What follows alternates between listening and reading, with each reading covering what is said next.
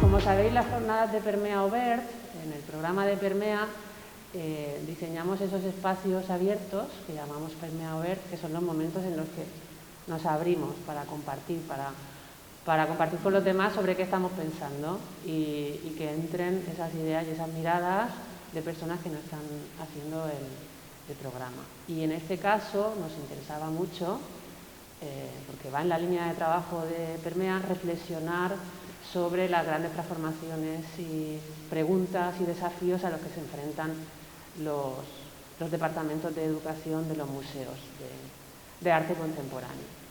Estas preguntas y estos desafíos están en la raíz de Permea, porque ya empezamos a través de esas preguntas, de cómo ir dando forma a unas nuevas relaciones con los públicos que nos llevaran hacia otras formas institucionales y hacia otras formas en que el arte se relacionase con la sociedad. Pero, sin embargo, el contexto de pandemia ha hecho mucho más acuciante y esos dilemas se han transformado radicalmente.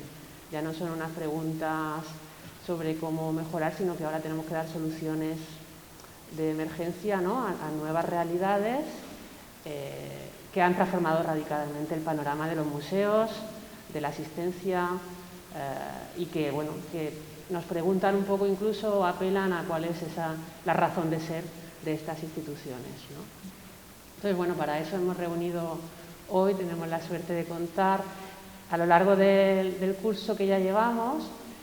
Habéis tenido la oportunidad de compartir experiencias con algunos departamentos de educación, ¿no?, con los profesionales de algunos departamentos de educación de museos del territorio español, y hoy tenemos la suerte de contar con grandes profesionales que pues vamos a establecer esa conversación y tratar de abordar 4 dilemas que hemos identificado como principales. Bajo el título de Ahora o Nunca, los dilemas de los departamentos de educación de los museos en la era post-COVID, es una propuesta de trabajo que surge porque María Caso, que es nuestra, como sabéis, forma parte del claustro de Permea. Cuando empezábamos a darle vueltas a esta sesión, bueno, pues nos sugirió que retomáramos estas preguntas que ya se habían comenzado a trabajar en otros foros de Latinoamérica, también a raíz de un texto que María había escrito y que habéis podido leer en el Textos Permeables, ¿no? Pues nos pareció muy oportuno darle forma a esta sesión en torno a esas 4 preguntas o 4 grandes bloques que son, para empezar, ¿no?, las 4 grandes realidades en las que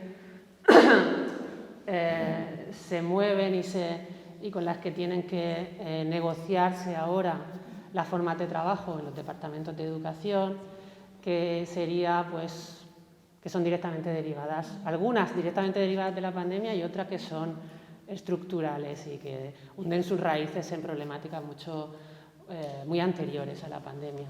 Una sería la ausencia de grupos escolares, que, como sabéis, son uno de los principales visitantes o públicos o personas, colectivos con los que trabajan los departamentos de educación.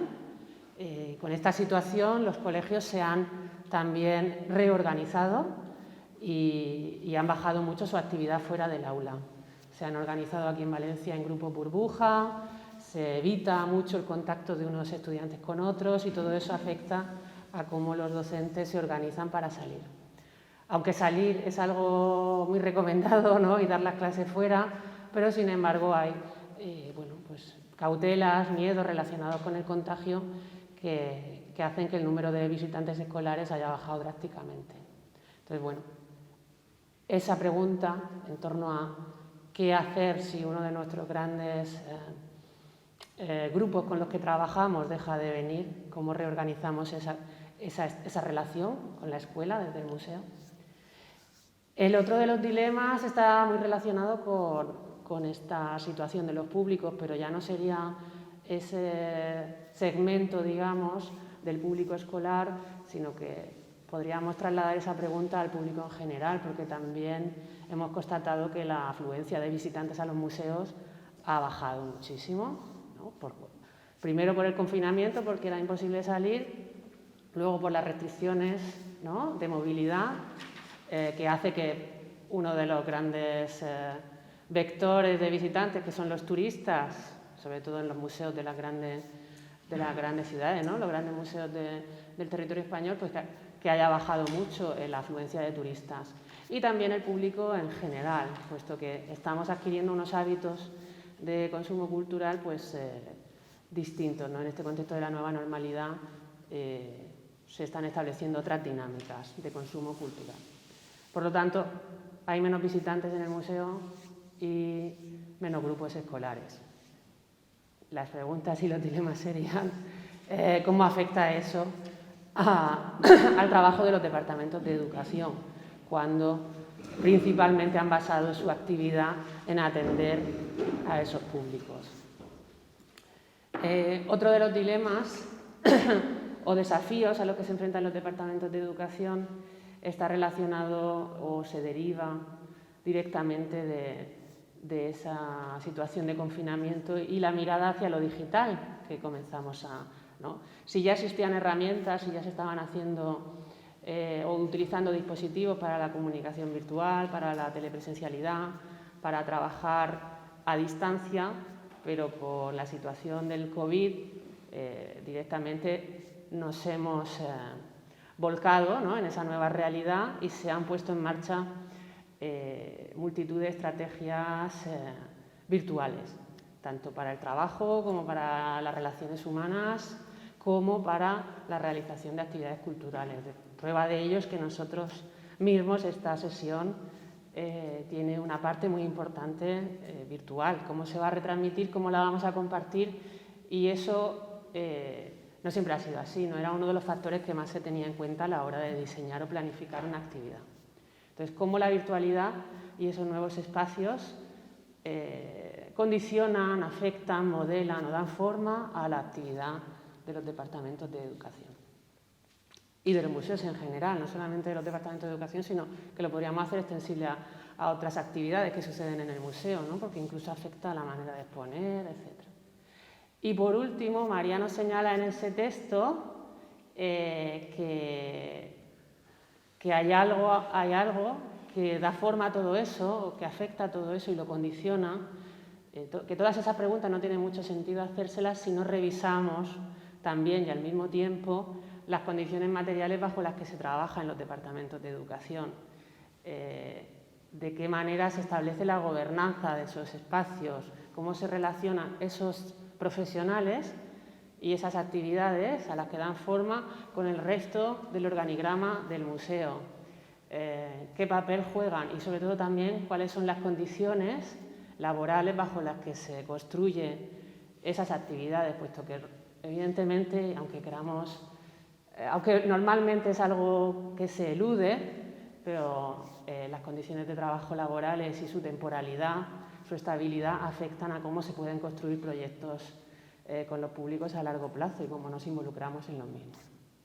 Bueno, yo lo presento así de una manera resumida. Creo que en el texto de María ya se plantean todas esas pautas y, bueno, para seguir profundizando y ver cómo desde estos espacios lo están llevando a la práctica o cómo están tratando de dar respuesta a estas preguntas, pues tenemos la suerte de contar esta mañana con los responsables de los departamentos de educación de distintos museos del territorio español y también de los responsables directamente de esos museos, de esos centros de arte. Tenemos a Rufino Ferreras, que ya lo conocisteis ayer, ¿no?, que tuvisteis una sesión con él, que viene del Departamento de Educación del Museo Thyssen de Madrid y, bueno, que creo que ayer ya explorasteis, ¿no?, tuvisteis oportunidad de indagar un poco en sus formas de trabajo y sus maneras de hacer, pero que hoy nos gustaría poner en contexto y en relación con otras como las de Julia Ramón, que también habéis tenido la oportunidad de visitar el IBAM, subdirectora de Actividades y Programas Públicos del Instituto Valenciano de Arte Moderno, del IBAM. Tenemos también a María Caso, jefa de Educación del Museo Reina Sofía, y a José Luis Prepón, director gerente del Consorcio de Museos. Que a María creo que todavía no la conocíais personalmente, aunque es una presencia fundamental de este programa de Permea, y su presencia, yo creo que su eco está ahí, en muchas actividades que suceden en el programa, aunque todavía no le hubierais puesto cara, ¿no? Y bueno, pues nada, saludaros, daros las gracias por estar aquí en esta sesión y daros paso, sobre todo. Que si os parece, pues lo vamos a organizar en torno a esos 4 dilemas, ¿no? Esas 4 preguntas. Yo planteaba, ¿no? Los he organizado y el primero era el de las escuelas, ¿no? De qué manera o qué impacto estáis viendo que ha tenido esa bajada de público escolar en vuestras instituciones y de qué manera estáis dando forma a esa nueva situación, cómo la entendéis en los procesos del museo. Pues no sé quién quiere empezar. Empiezo yo.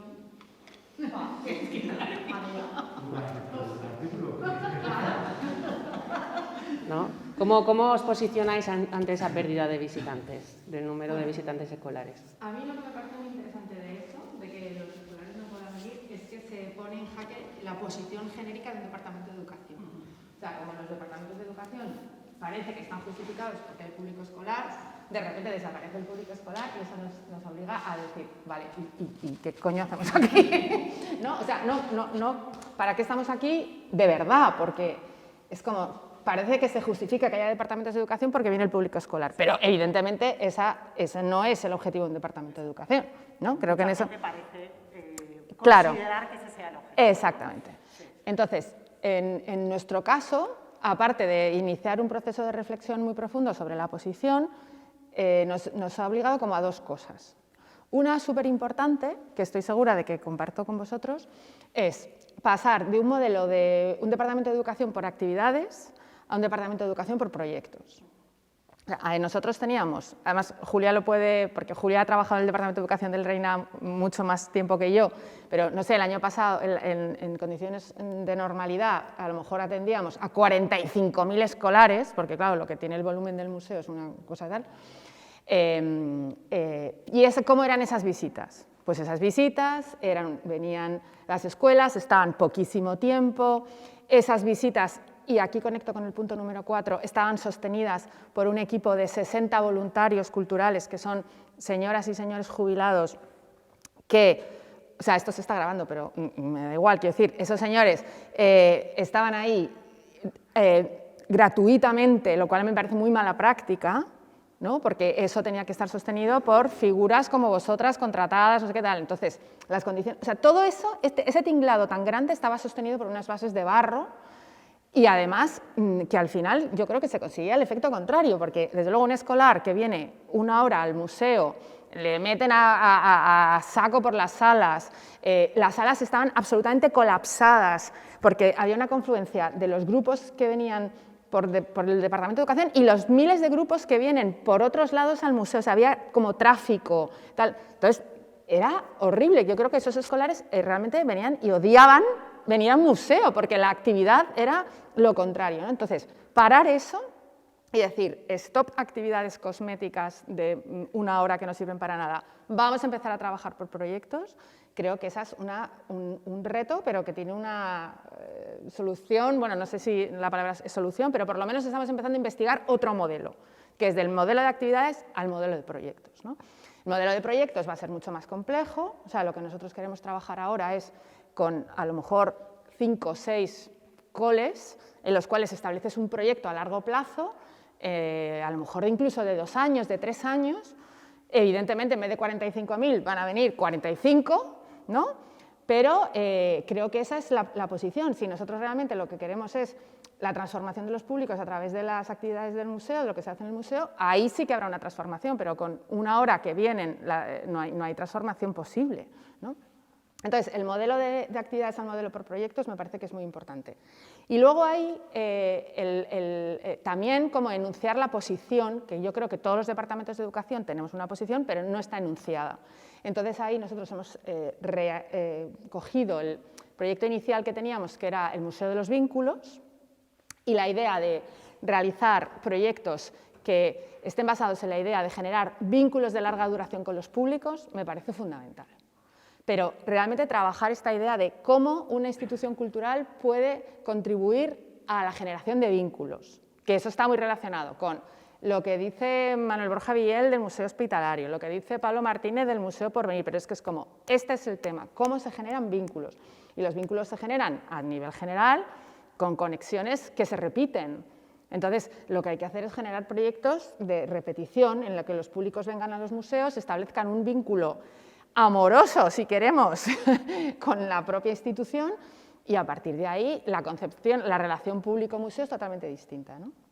Entonces, ¿Cómo podríais entonces hacer, dar respuesta? Porque yo entiendo, tal y como lo cuentas, que entonces la situación del COVID de alguna manera os ha ayudado a algo que ya os estabais planteando. Exactamente. No ha sido tanto que el COVID lo provoque, sino que os ha acompañado. Lo ha facilitado de alguna manera. En ese momento de hacer algo que estábamos pensando. Sí. Pero por otro lado, si tratamos de trabajar de una manera a largo plazo y con grupos reducidos, ¿qué pasa? ¿Cómo atendemos a la función, ¿no?, más universal del museo? ¿Qué hacemos con todos los demás colegios? Bueno, eso es justo lo que estábamos hablando nosotros. Sí, bueno, y hay un debate, porque es verdad que ahora estamos en un contexto muy concreto, pero también es verdad que ese posicionamiento de los departamentos venía también porque la gobernanza del museo de alguna manera apoyaba eso. Te planteaba como un crecimiento, ¿no? Como el año pasado, igual que si estamos hablando del número total de visitantes, pues lo mismo con educación. Si el año pasado vinieron 20.000, pues el año que viene que vengan 25.000. Exactamente, ¿no? O sea, quiero decir que sí que creo que era un planteamiento, en nuestro caso en el IBAM, que es un departamento más pequeño, con una tradición mucho más corta, porque no existía como tal, es verdad que el cambio no va a ser, no podemos aún eliminar la propuesta, digamos, taller, pero sí que la estamos reformulando. Pero es verdad que el proyecto, y en eso estoy de acuerdo con María, que era algo que todos teníamos. Siempre hablábamos de, y creo que lo hablé la tarde que estuvimos, ¿no?, de esa idea. Siempre en educación siempre estamos en el debate entre servicios, sin querer, esa idea horrorosa, ¿no? Servicio público, pero ¿qué supone el servicio público? ¿Cuál es? Y por otro lado, la generación de verdad de un pensamiento, de una experiencia, no de un simulacro de experiencia, como decía Mónica Hoff, que a mí me interesaba mucho, ¿no? Dice, estos simulacros de experiencia, ¿cómo vamos a de verdad generar algo que sea más significativo para? Entonces sí que es verdad que este contexto, al desaparecer esa tensión esa obligación por parte de los departamentos, nos ha permitido generar proyectos. En nuestro caso, además, proyectos deslocalizados, que era también algo que nos apetecía mucho hacer, ¿no? Como en el caso del IBAM, por su historia, tanto en el contexto que lo comentamos del barrio, contexto más cercano como es el museo de la comunidad, pero no se había trabajado en ningún caso, ¿no? Entonces, estamos ya trabajando con proyectos en las 3 provincias, de una manera con proyectos piloto. O sea, sí que lo estamos haciendo con cierta calma, también con el objetivo de ver cómo de verdad la institución puede ser porosa a esos vínculos, a esos tiempos, a esa construcción de tiempos y espacios diferentes, ¿no? Exacto. Entonces, cómo luego eso de alguna manera puede tener una incidencia también en cómo trabajamos desde el departamento, que esto no se quede solo en que deslocalizamos el museo y salimos, por ejemplo, el jueves nos vamos a Llíber y Alcalalí, que es una zona en la que se ha trabajado ya, y como un cierre de un proyecto. Entonces, esa deslocalización yo creo que está muy bien en el entorno rural y también en entornos más desprotegidos o que tienen menor acceso, que era otro tema que también se repetía. Cuando empezamos a analizar los datos, por ejemplo, en el IBAM, la repetición de los centros es que al final nos movíamos con el área metropolitana. Claro. Muchas veces no teníamos ni la capacidad de analizar los datos de en realidad quién estaba viniendo al museo y si estábamos dando cabida a otros públicos, ¿no? Pero bueno, yo creo que es verdad que hay un tema que tiene que ver con los proyectos, y en el caso de las actividades o talleres, nosotros ante la no llegada de los centros educativos, lo que sí que nos hemos planteado es como una serie que enlazan un poco con el tema digital, como llevar al centro. Nosotros no pueden venir, nosotros no podemos ir al centro, solo en algunos casos en lo rural sí que nos han dejado, pues cómo hacer del profesorado un agente más, con unos materiales, con unas propuestas que les lanzamos, de tal manera que ya no sea, la propuesta ya no es una hora, la propuesta puede ser, la propuesta puede llevarla el profesorado desde 1 hora a 10 horas o a 15 horas, ¿no? Tiene una propuesta colaborativa de creación, pero también tiene una propuesta dialógica. Entonces, cómo trabajarlo con el profesorado para... Esta es la primera propuesta de este año, pero para que lo pueda trabajar durante más tiempo con su alumnado, pero que aparte luego también tengamos un encuentro o una serie de encuentros donde podamos trabajar a partir de esta primera acción y ver cómo podemos incorporar cambios en las siguientes acciones, ¿no? Entonces también ahí incorporar al profesorado como un agente o un mediador que para nosotros es fundamental y cambiar esos tiempos y esos espacios. Claro. Te lanzo así, a ver, Batisen, por favor. Cuando empezó todo esto y de repente no teníamos escuelas, empecé a temblar. Pero me duró 10 minutos. Dije, la oportunidad de profundizar en cambios que estábamos empezando a producir. Tanto, como decía María, en la extensión de la experiencia, es decir, con proyectos, laboratorios, que ya teníamos nosotros a través de proyectos como Musaraña y otros proyectos también de este tipo. Y era la oportunidad de decir, bueno, vamos a extender esto, vamos a llegar a más de los 12 centros con los que trabajábamos, vamos a ir a más. Después también nos sentamos el equipo y dijimos, bueno, espérate, vamos a pensar, ¿qué está pasando? De repente nos ha desaparecido el público escolar, pero vamos a pensar en el futuro. Dentro de 20 años, ¿qué público escolar va a haber en los museos? Si tenemos una sociedad que la pirámide poblacional está haciendo así, y dentro de me parece que, dentro de 10 años, más del 50% de la población española va a tener más de 50 años. Cuidado con esto es importante, o sea que no vamos a tener escuelas, pero vamos a tener gente mayor. ¿Por qué no hacemos una cosa? ¿Por qué no prestamos menos atención, es decir, ponemos menos huevos en la infancia, menos huevos en la escuela y ponemos más huevos en la tercera edad? Porque ese va a ser el futuro, o sea, no nos va a quedar otra, ¿no? Eso por un lado. Por otro lado, lo de la experiencia a largo plazo. Hay un conflicto, te dice el museo. Dice, cuidado, que 5 centros nada más, que vengan 50, 45 escolares, que decía María, es que no somos un servicio público, tenemos que llegar a toda la sociedad y tal. Bueno, vale, ahora mismo yo creo, María y Julia, que vivimos un momento de transición, ¿vale? Sí, en el que vamos a convivir con las dos cosas, no nos va a quedar otra. Pero la tendencia va a ir hacia ahí. Claro. Nosotros empezamos teniendo 3 proyectos de este tipo, como los que planteáis vosotras. Ahora mismo tenemos 27. La idea es que eso crezca. Claro, es que los procesos, y lo decía Clara al principio, necesitan de proyectos a largo plazo. Es decir, los proyectos educativos en los museos necesitan de enfoques a largo plazo. Si tú tienes un enfoque y una estrategia a largo plazo, de aquí a 5 o 6 años, puedes prever y plantear una estrategia de crecimiento progresivo, pero si lo que tú tienes es la incertidumbre de que el año que viene tu equipo se va, tienes que tirar de voluntariado de tercera edad o no sé qué, no sé cuánto, o tú no sabes siquiera lo que vas a durar en el centro, tú no puedes plantear una estrategia de crecimiento para que ese modelo cambie. Una cosa muy interesante a mí que nos ha pasado es que dijimos, bueno, nosotros hicimos, os contaba ayer, vamos a pensar un poco en cuidarnos nosotros mismos primero, vamos a hacernos cariños, el equipo de educación, pero vamos a hacer cariños también a la red que tenemos. Entonces, nosotros es una red muy poderosa, especialmente en educación social y en escuela, que dijimos, no podemos desaparecer. O sea, no haremos actividades, no haremos proyectos, pero tenemos que cuidarles, tenemos que hacer cariño a la gente, ¿no? Entonces empezamos a tener mucho contacto informal, con profes y tal. Lo que se ha potenciado mucho en este tiempo ha sido el trabajo en el profesor. No desde la perspectiva de formación del profesorado, que eso es un tema que a mí me interesa muy poco, pero sí en el establecimiento de vínculos que lo que han propiciado es la creación de nuevos proyectos que, como decís vosotras, es la tendencia, es donde tendremos que ir. Por otro lado, también, de repente, nos hemos ido todos a Internet. Y la reflexión sobre formatos también me interesa mucho.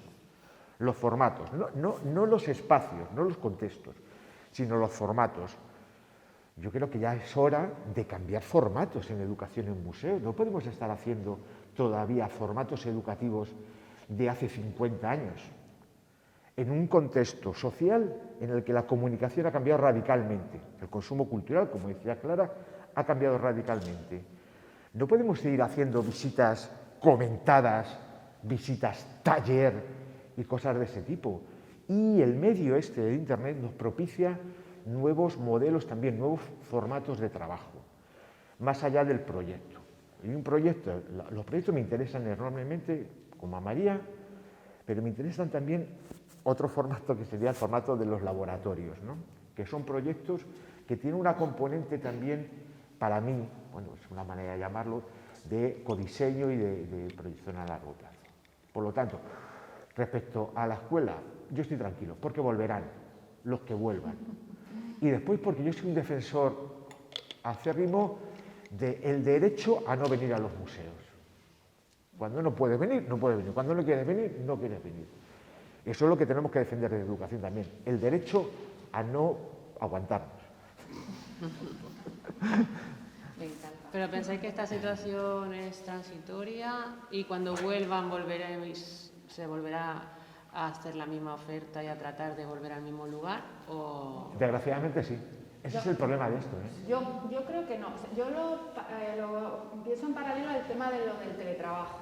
O sea, como que ahora de repente hemos descubierto el teletrabajo, eso va a cambiar muchísimas dinámicas sociales. O sea, las oficinas, los alquileres de oficinas, no sé, como que hay muchas cosas que... Entonces, yo creo que, espero que no volvamos a trabajar como se trabajaba antes. Espero. Porque encima el teletrabajo ha demostrado que somos más productivos en esa variación. A mí lo que me interesa del teletrabajo no es solo trabajar en casa ahora, sino trabajar en casa, esa combinación. Y yo espero que en este caso concreto nuestro sea igual. Es decir, las escuelas van a volver, pero ya no van a volver de la misma manera. Sí, exactamente. Y desde luego lo que deberíamos hacer desde los departamentos de educación es no permitir, o decir, bueno, pues venga, es verdad lo que dicen tanto Rufino como Julia, ¿no? O sea, seguramente a mí me van a decir, oye, deja de hacer 5 proyectos y además tenemos... Pero bueno, pues eso es lo de los huevos, ¿no? Ahí pongo menos tal o... Vas equilibrando. Lo vas equilibrando, pero realmente donde empieza a poner el foco, los recursos, no sé qué, es el otro. Hasta que cuando pasen 3 años, que ya sabéis que más o menos son 3 años, entre 3 y 5 años, cuando la innovación se convierte en cultura. Y entonces cuando llevemos 3 años haciendo esto, pues ya... ¡Ay, las visitas esas que se hacían antes! Bueno, pues esas visitas antes del pre-COVID, pues las veremos como una cosa del pasado. Y que tenían sentido en un momento histórico, ¿no? En el que, claro, los departamentos de educación en España nacen en los años 70, cuando aparecen las primeras escuelas que van a los museos. Pero es que estamos en el 2020, o sea, es que han pasado 50 años, no podemos seguir con el mismo modelo. Entonces, yo creo que ahora mismo lo que está ocurriendo es que hay un cambio de modelo y estamos, los profesionales que estamos aquí y vosotras vais a contribuir a generar un modelo distinto. Y a repensar esas otras maneras, porque es verdad que puede que vuelvan al museo, pero ya en otro contexto. Claro. No como esa visita, que es la visita y ya si te he visto no me acuerdo, ¿no? De Claro. alguna manera, sino Pues, en el contexto de algo más. En ese modelo, José Luis nos puede contar, porque, por ejemplo, vosotros habéis iniciado lo de que los escolares vengan aquí simplemente a usar el espacio, ¿no? Ah, bueno. Eso es algo... El dispositivo museo no puesto al servicio de la visita a la exposición, sino simplemente como habitarlo y dar clase aquí, ¿no? ¿Cómo lo estáis Yo haciendo? creo que nosotros estamos... Bueno, primero quiero agradeceros, María, Julia y Rufino, que hayáis aceptado nuestra invitación desde el Centre del Carme del Consorcio de Museos a participar en esta sesión, y a Clara, por supuesto, que haya hecho el trabajo y que esté haciendo ese trabajo de moderación y coordinación. Hay una cuestión fundamental, y es que nosotros nos hemos planteado, yo llegué aquí en abril de 2016 a la dirección del consorcio y del Centre del Carme, y en este tiempo hemos trabajado para generar un cambio de modelo de institución, de manera que no solo estamos haciendo un cambio de cositas aisladas, sino que estamos cambiando el modelo del concepto de institución y haciendo que se pase de una cultura institucional a una institución al servicio de la cultura. Eso tiene que ver con poner la institución al servicio de la sociedad, de la ciudadanía y de las necesidades de los diferentes segmentos de población. De manera que no trabajamos bajo conceptos tradicionales, o sea, me parece antiguo la idea de que el museo tenga que prestar servicio a escolares. Eso para mí es un concepto antiguo que yo aquí no he aplicado en el modelo de gestión que estamos llevando a cabo. Sí estamos aplicando proyectos que llevan ya más de 3 años, por lo tanto ya seguramente se han consolidado en cuanto a la función y a la forma de trabajo, que conectan directamente con centros escolares, pero que no vienen aquí, sino que nosotros salimos, hacemos convocatorias, hemos llevado a cabo ya 93 proyectos en 93 centros escolares durante los últimos 3 años, de manera que esos proyectos se desarrollan directamente en centros escolares de diferentes niveles educativos, y es en toda la Comunidad Valenciana. En Alicante, en Valencia y en Castellón cada año llevamos 3 proyectos, son ya 4 años, perdón. Claro, el primer año hicimos un proyecto piloto con un proyecto para un centro educativo en cada provincia y con un presupuesto de 24.000 euros. El segundo año ya invertimos 252.000 euros para que llegara el proyecto a 30 centros escolares en 10 centros en cada provincia, y son 4 años. Es el proyecto de las residencias, ¿no? Sí, resistencias. Sí, pero que es de residencias de artistas en escuela. Sí, son 6 meses de artistas o educadores, mediadores, pero con prácticas artísticas contemporáneas, desarrollando iniciativas en centros educativos, con una doble convocatoria. Por una parte seleccionamos proyectos con un jurado independiente y una convocatoria, y luego hay una segunda convocatoria en la que seleccionamos los centros educativos que van a participar en ese proyecto ese año, y ya realizamos la distribución de proyectos según las necesidades y las características de cada proyecto y de cada centro educativo. Pero todo eso tiene que ver también con un posicionamiento de la institución en cuanto a la educación y la mediación, que yo eso lo he tenido claro desde el momento en que presenté un proyecto para gestionar esta institución, que la educación y la mediación eran fundamentales en el trabajo que teníamos que hacer aquí. Pero eso implica dotar económicamente ese departamento. Yo cuando llego al Centre del Carme y al Consorcio de Museos me encuentro que el presupuesto en 2016 para educación era de 10.000 euros. Dios mío. Para todo un año, para una institución autonómica. ¿2016? Sí. Yo entro aquí en el 16 y el presupuesto estaba ya lógicamente asignado, llego en abril y trabajo ese primer año con ese presupuesto. En el 17 tuvimos un pequeño incremento de presupuesto, de poco dinero, me refiero de la institución, y ya se produjo un incremento más importante en el Departamento de Educación, pero en 2018 nuestro presupuesto se duplica y de 2 millones pasamos a 4 millones de presupuesto, y directamente 1 millón de euros se destina al Departamento de Educación. Bueno, esto hay que darle un aplauso a José Luis. ¡Bravo, bravo, bravo, bravo! Bueno, yo creo que es de... Esto es, o sea, maravilla. Pero es lo que yo creo que tiene que ser. Porque yo estoy pensando en mi presupuesto y claro... Dilo. Bueno, pues nuestro presupuesto es... es 234.000 euros para el mogollón de museo. O sea, es que es insostenible. Bueno, pero es que a mí me parece que hay algo importante, sí. Ya, pero cuidado, a ver, ese presupuesto, o sea, ¿en el millón va también el personal? No, aparte, el millón de euros es de actividad. O sea, es que es alucinante. En colaboradores, en material, en cosas de esas, en contratar a las residencias y tal. Y los sueldos de la gente de mediación de visitar. María, claro, tiene 200 y pico mil y después... Sí, pero... Y después el personal. Pero tú tienes también, nosotros también. Nosotros eso es aparte. Yo estoy hablando de capítulo 2, dinero que se destina directamente a actividad. ¿Vale? Presupuesto para... Ni inversiones, ni personal, capítulo 2. Esto, chicas, de capítulo 2, capítulo 6 ya lo... Es que el día les conté unas cosas que yo creo que se asustaron, pero es que me parece importante. Hombre, es que estas son las condiciones materiales. O sea, tú puedes... Que nos hemos saltado ya. Pero me parece preocupante. Bueno, está todo mezclado. Hay una tercera variable, que es nosotros tenemos, como Museo Nacional que somos, Museo del Estado, tenemos una asignación presupuestaria que viene directamente al departamento y tal. Bueno, pero después también está el tema del patrocinio. Bueno, pero es que ese que nosotros también añadimos ahí un dinero, pero que cada vez eso es curioso, porque eso lo quería traer también porque se va desequilibrando todo eso. Antes era una cosa en lo que la aportación de la propia institución era el grueso y el patrocinio era algo anecdótico, solamente para algunos proyectos. Yo en los últimos años lo que estoy viendo es que está creciendo exageradamente la seta del patrocinio y me reducen lo que me viene de la institución. sí, ¿Qué ocurre con eso? ¿Verdad, chicas? ¿Qué ocurre con eso? Que al final va a mandar lo privado en una acción que es un servicio público, entendido bien lo de servicio, ¿vale? Sí.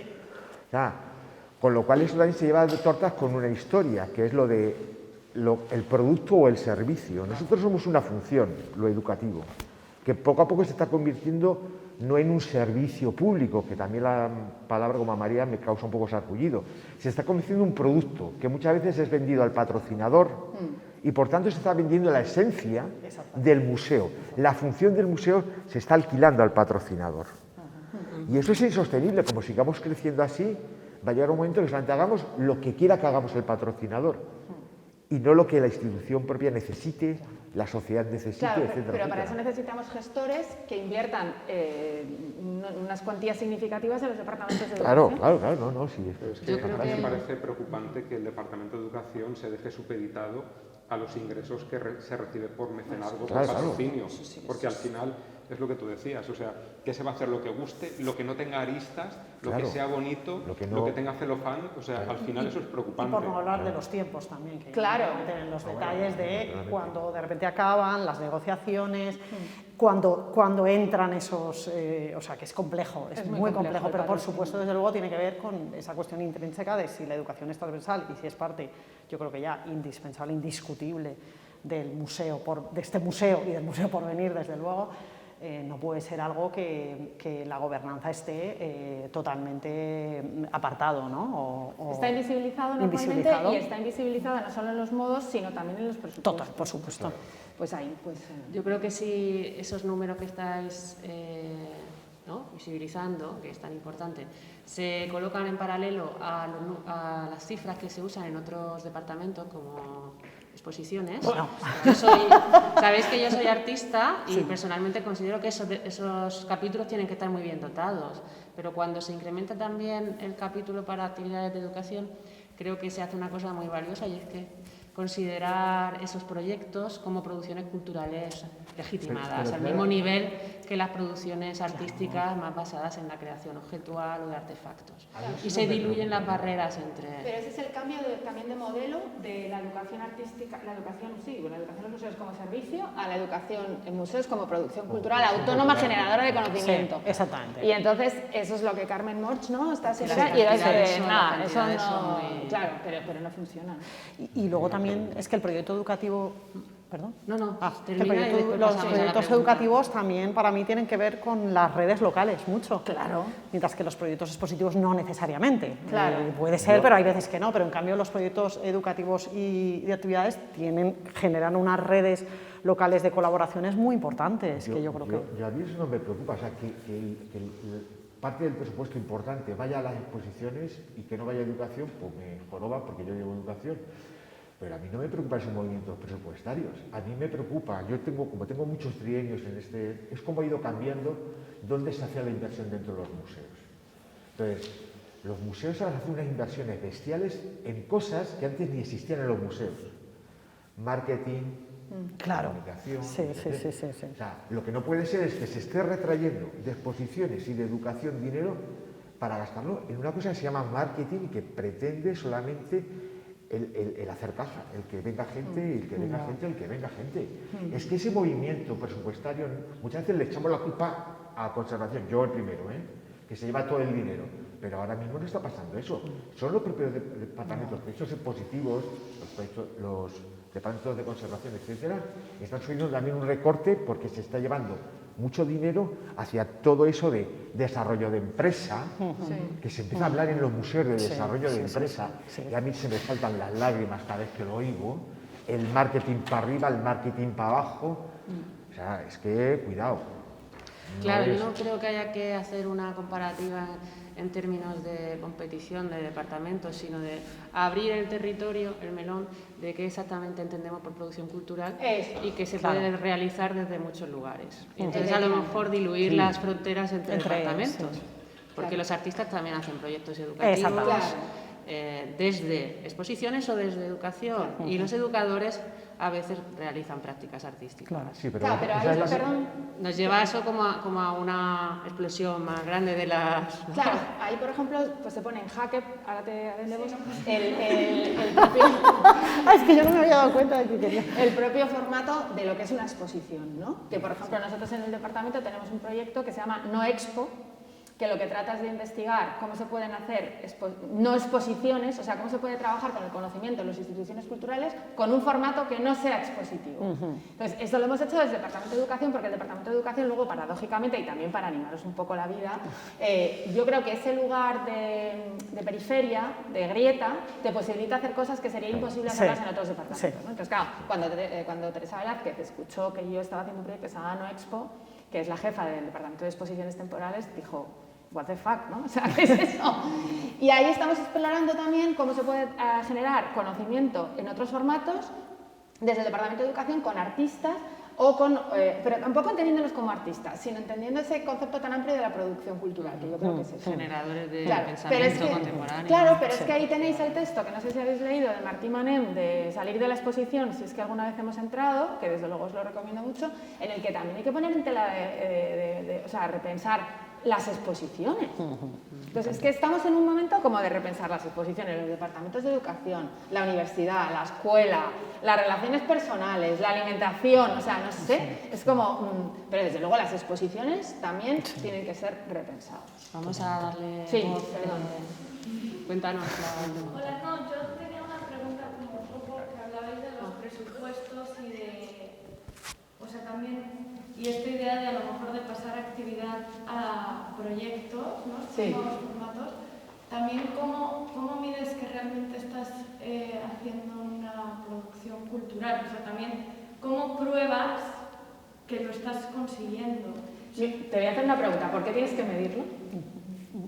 Porque luego, si quieres pedir presupuestos, te o sea, lo pienso en de números, de que luego Sí. a lo mejor no tienes por qué medir, bueno, y a lo mejor también te sirve medirlo de una manera de entender las necesidades, ¿no? Como Claro. vas midiendo también para ir viendo si cosas están funcionando o si hay otro tipo de necesidades, o no, también es una manera de conocer más a tu grupo. Aquí hay otro tema súper importante, gracias por sacarlo, que tiene que ver con la generación de archivo y memoria en los departamentos de educación, que es una cosa que tradicionalmente no hemos hecho.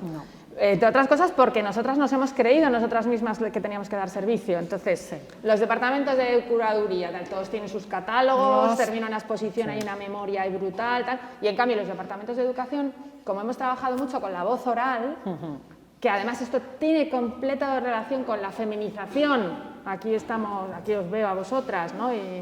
De la educación. Y hay un chico ahí por lo menos asignado, no sé, luego. Además de yo mismo, que parece Desde el que punto de vista de los atributos parece un chico, pero bueno, y vosotras unas chicas, pero habría que verlo luego. En cualquier caso,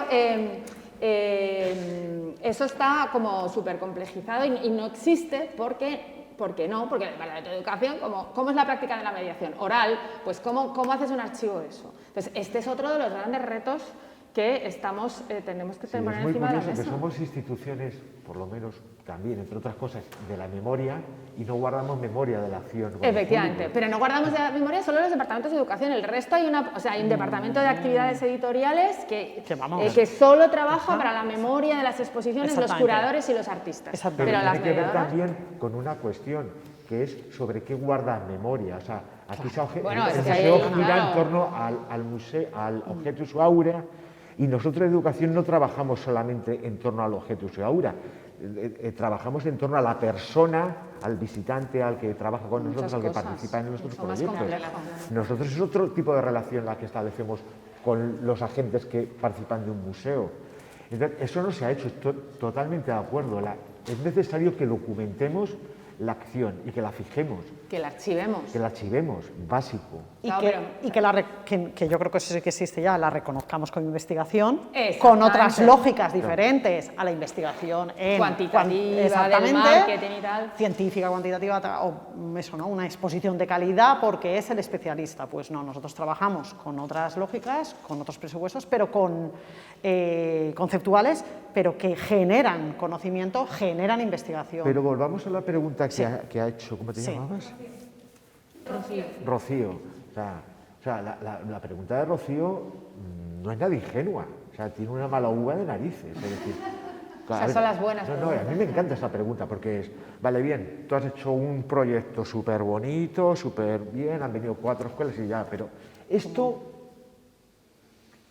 ¿para qué ha servido? O sea, el tema también, no antes del archivo, el tema también de la reflexión sobre el hecho y la evaluación de la repercusión, de la trascendencia de lo que tú has hecho. Y la propia generación de conocimiento de esa actividad por Claro. sí misma, ¿no? Pero yo creo que eso va a ser muy interesante a partir de las 12, porque tenemos a Jordi que está ahí al fondo, y yo creo que su práctica como arteeducador justo confluye eso, ¿no? Como artista y educador. Eso. Perdón, artista y educador. Entonces, ahí tenemos como una, bueno, él ya os lo contará, pero por ejemplo, él ha hecho un proyecto ahora mismo en el MANAC, que es un archivo, un metaarchivo del archivo del Departamento de Educación del museo que se ha convertido en una exposición, o sea, es una hibridación ahí de cosas súper interesante.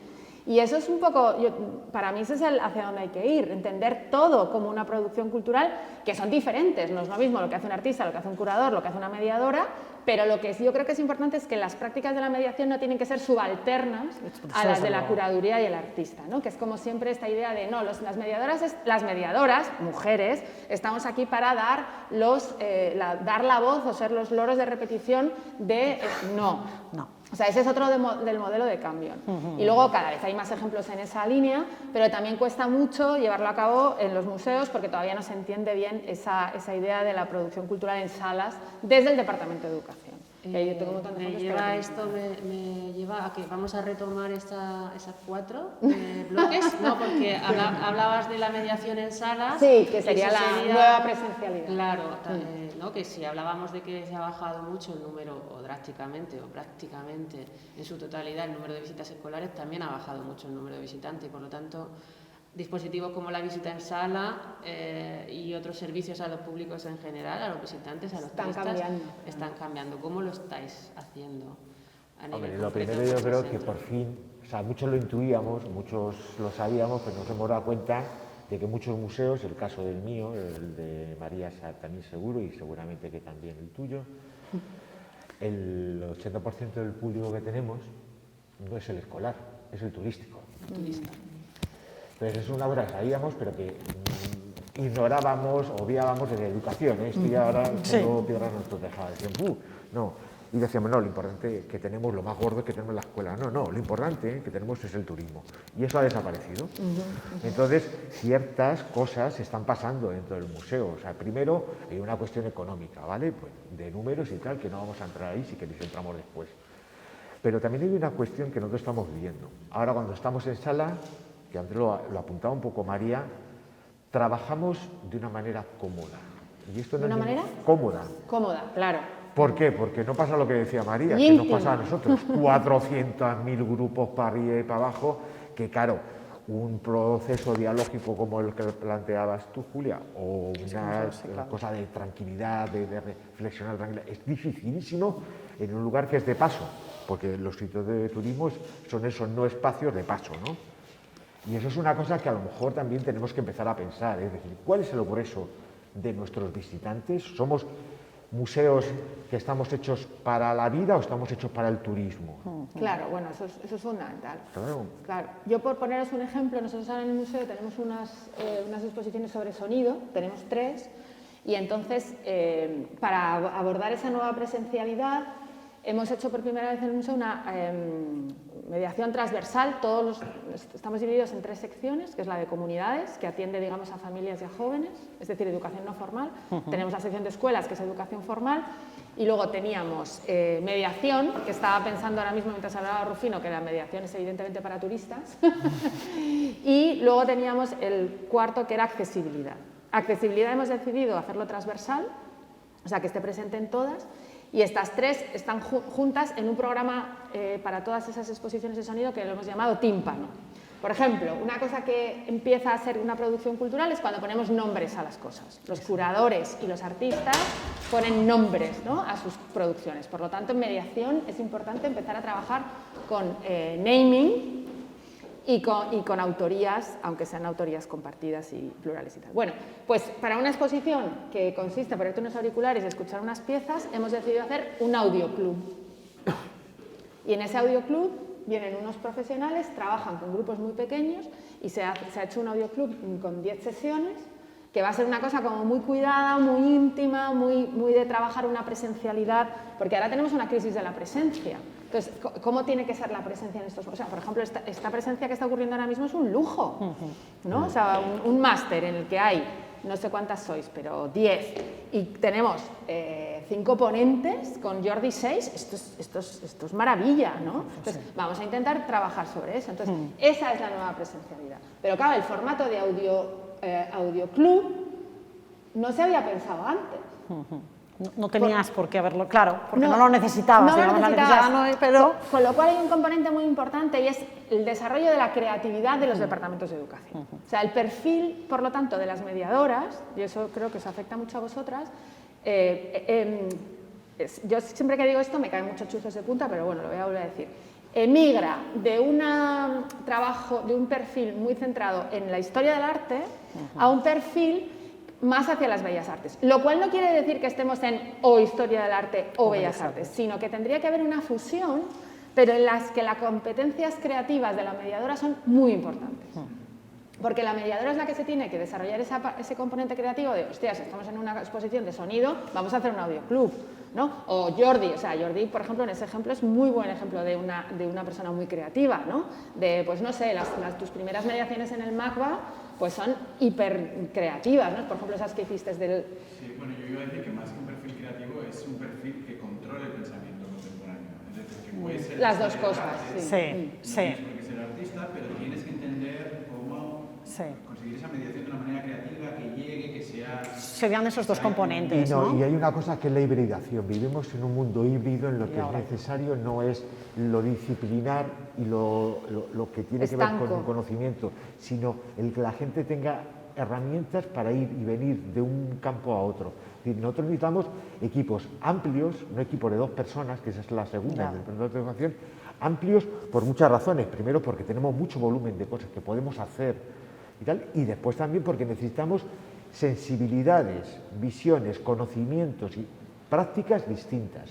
Sí, está muy bien lo de lo creativo, yo siempre, María, que lo he defendido, pero también necesito gestores dentro del área de educación. Totalmente. Gestores, que a lo mejor no son tan creativos, o sí, porque yo, por ejemplo, tengo gestores muy creativos, pero que no me importa esa habilidad, me importa que necesito apoyo de gestión. Es que la gestión cultural en sí misma tiene que ser creativa. No, piensa nuevas formas o las formas que hay no valen. Administrativos, que no son gestores, bueno, pero, a otro nivel, pero necesito que formen parte del departamento, no es alguien accesorio, es alguien que forma parte del departamento y que tiene que saber una serie de dinámicas y de mecanismos dentro del...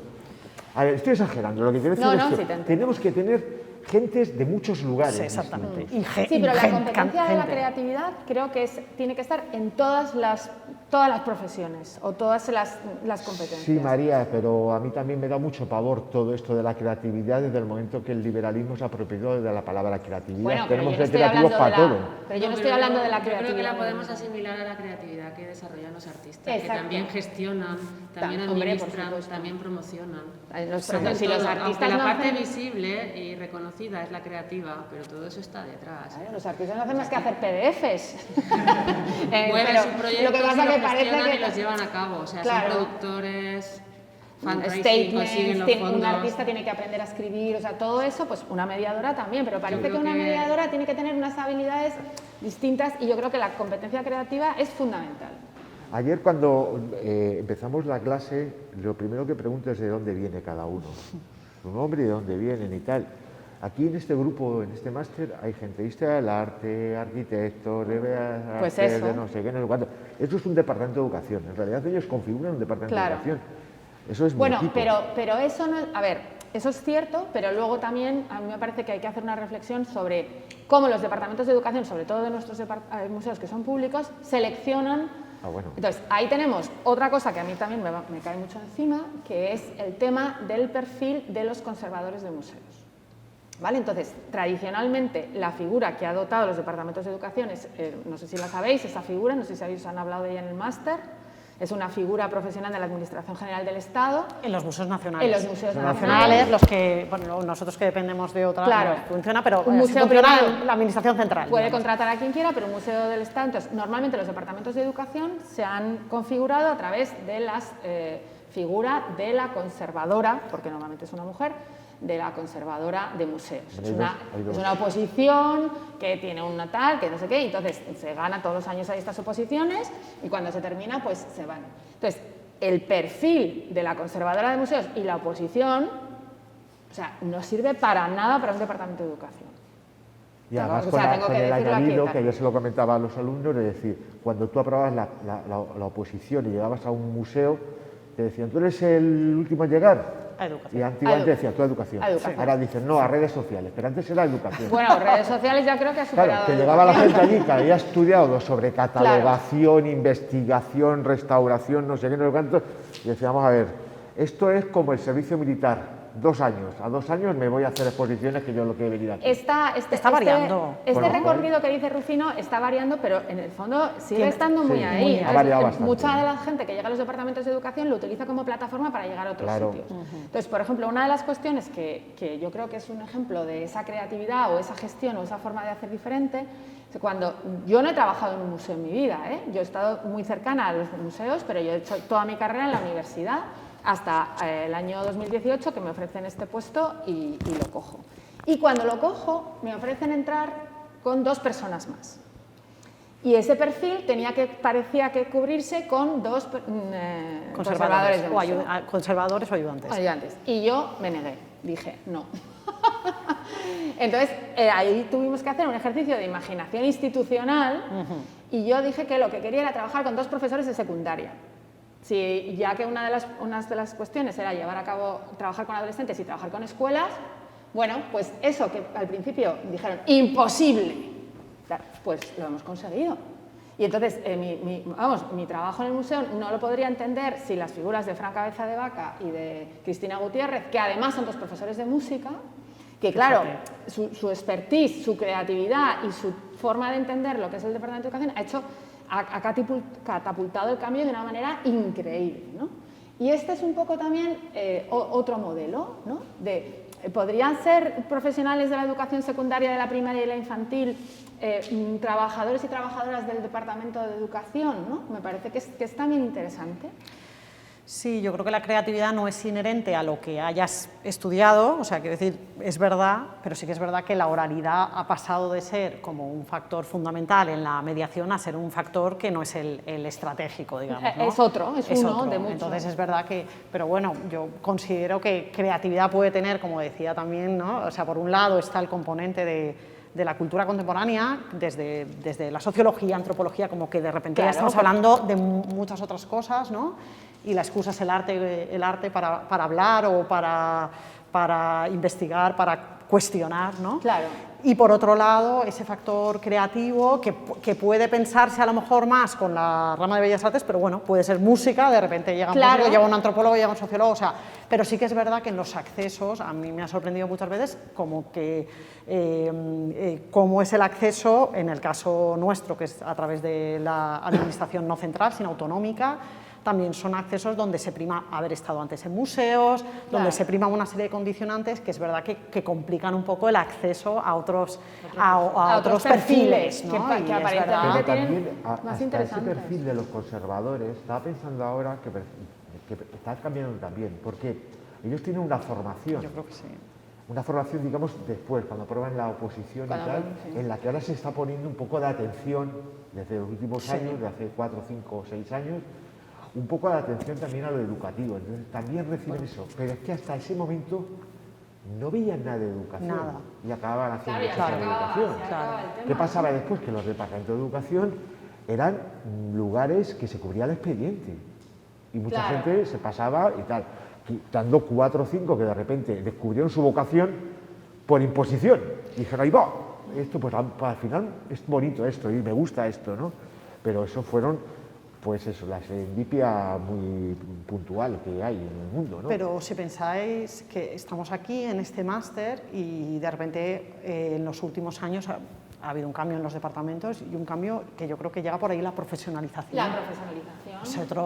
y estar aquí, ¿no? De la asociación Exactamente, ¿no? Claro, evidentemente, yo creo que es uno de los factores que puede determinar un cambio también en esa situación, ¿no? Que yo creo que además, en el caso de los museos, menos conservación, pasa en todos los ámbitos. Totalmente. ¿No? Que la profesionalización, mientras en el mundo anglosajón la profesionalización en el campo de la museología sí que lleva mucho tiempo, lamentablemente en nuestro país, ¿no? Pero bueno, estar aquí hoy significa eso, y luego, y creo que la siguiente parte que nos toca es que crear la figura profesional dentro de la Administración General del Estado de la mediadora cultural, que es una cosa que yo creo que en poco tiempo lo vamos a ver consolidado, ¿no? O sea, en el departamento que yo trabajo tenemos un equipo de programadores y luego realmente quienes están trabajando en salas están subcontratados a través de empresas. Ese modelo hay que romperlo. La mediadora cultural tiene que ser un puesto estructural del museo. Yo no he entendido todavía nunca cómo pueden ser estructurales las figuras de los vigilantes y no las figuras de las mediadoras. Eso tiene que ver evidentemente con la concepción del museo como lugar de conservación por encima de cualquier otro. Y de contemplación.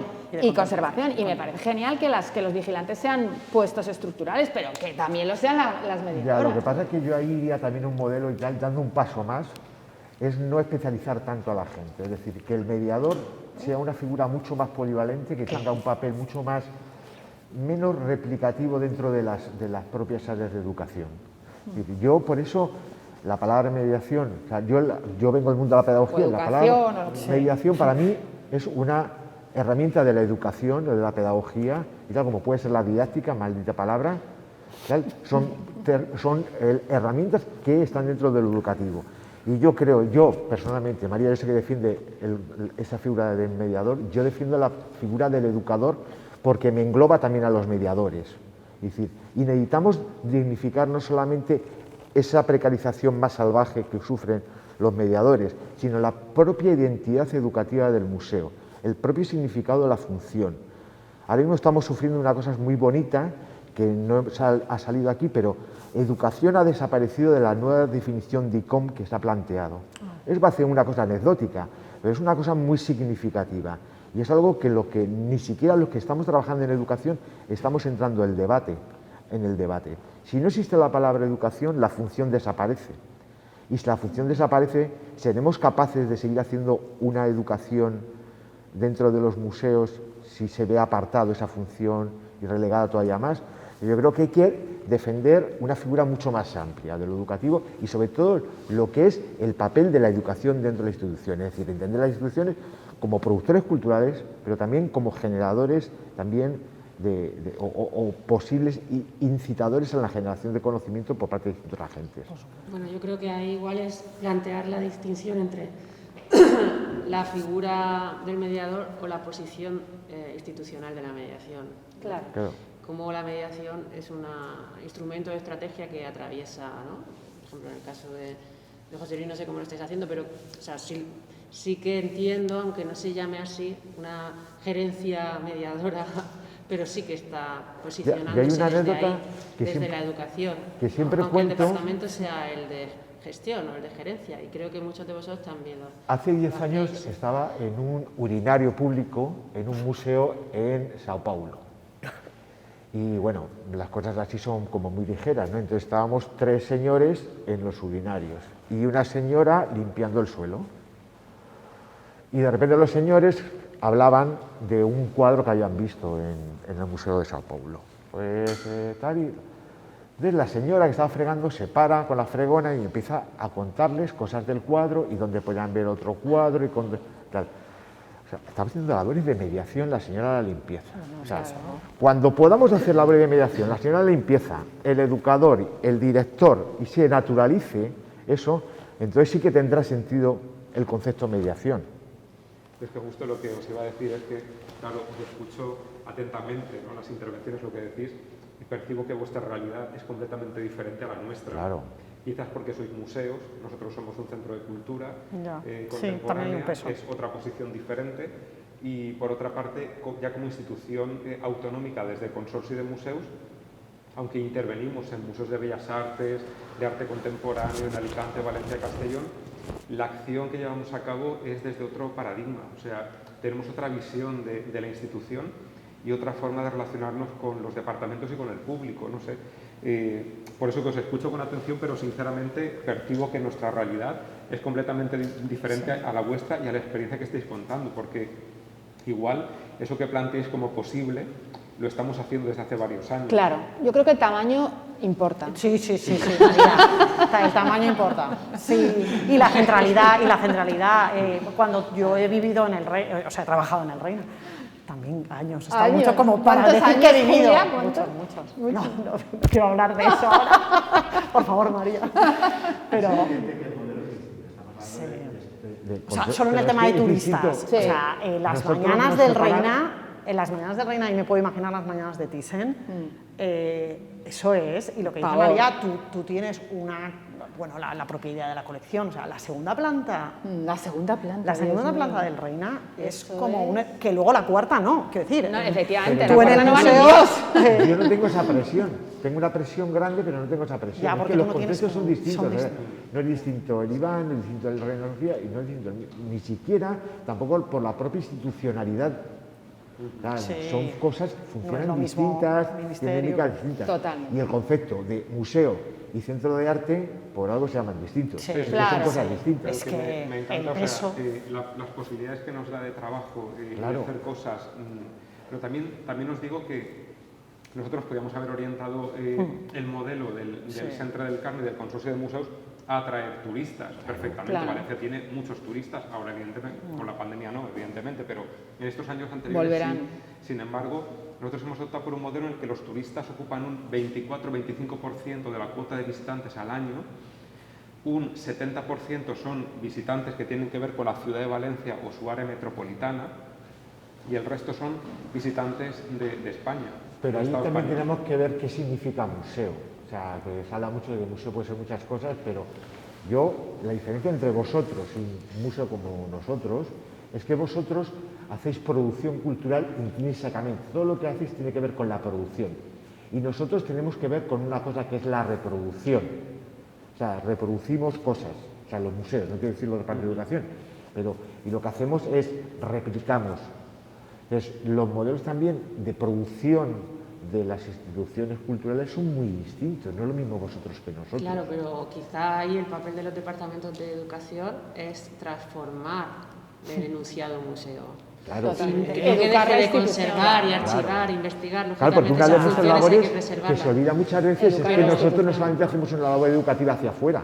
O sea, a mí me interesa mucho más La labor educativa. interna. O sea, la pedagogía interna es lo que más me interesa y me apasiona. Educar a tu director es lo mejor. Eso es lo mejor. Es lo mejor, lo más frustrante, pero lo mejor. O sea, cuando los departamentos Es de un avance. educación Claro. ya no sean necesarios porque la institución se ha transformado. Claro. ¿No? Porque es Cuando- transversal. Claro, si tú entiendes la educación como algo que y transforma, artistas, educadores, gestores, comisarios... Conviven en unas Claro. lógicas que no tienen que ver Hemos con eso, la transformado el subalternidad, pero esos, la pero esos protagonismo. cambios no son de mañana para mañana. No, para nada. Son procesos pedagógicos. Y todo proceso pedagógico, el tiempo Claro, no es por eso histórico, estamos en Permea. es geológico. Necesitamos muchos años. Yo me jubilaré y este cambio no lo habré visto. Yo fíjate, ahí difiero en el sentido de que aquí hemos producido cambios de hoy para mañana, cambios que un cuarto de hora antes eran imposibles. Por ejemplo, te pongo un ejemplo. Durante años se nos dijo en esta misma institución que no se podía remunerar a los artistas que venían a hacer un proyecto, que venían a realizar una exposición, que producían una obra, no se podía remunerar y no se les pagaba. ¿Por qué? Porque según esta institución y la mayor parte de instituciones culturales, los artistas no tienen por qué recibir honorarios. Eso es relativamente nuevo. Vale. recibir ¿En honorarios. serio? Sí. Sí. Eso ha sido una lucha de años. O sea, es solo por producción de obra, no honorarios. Bueno, y a veces ni eso. A Los veces- artistas hemos recibido financiación por vender nuestra obra, pero no por mostrarla. Vale, por compra para colección, pero ya, fin. Claro, vale. entonces esa lucha, por ejemplo, que ha sido de décadas, de mucho tiempo, yo he venido a reuniones a esta institución con la anterior dirección, en aquel momento yo era presidente de la Asociación Valenciana de Críticos de Arte y reclamábamos, junto con la Asociación de Artistas Visuales, la necesidad de que los artistas recibieran una remuneración. Eso era imposible. Hicimos todo tipo de informes, estudios, reuniones, peleas, reivindicaciones. De repente yo llegué aquí y entonces al administrador que había entonces le dije, vale, que estaba en esas reuniones impidiendo que eso se llevara a cabo. Dice, dame los argumentos jurídicos por lo que no se puede remunerar a un artista.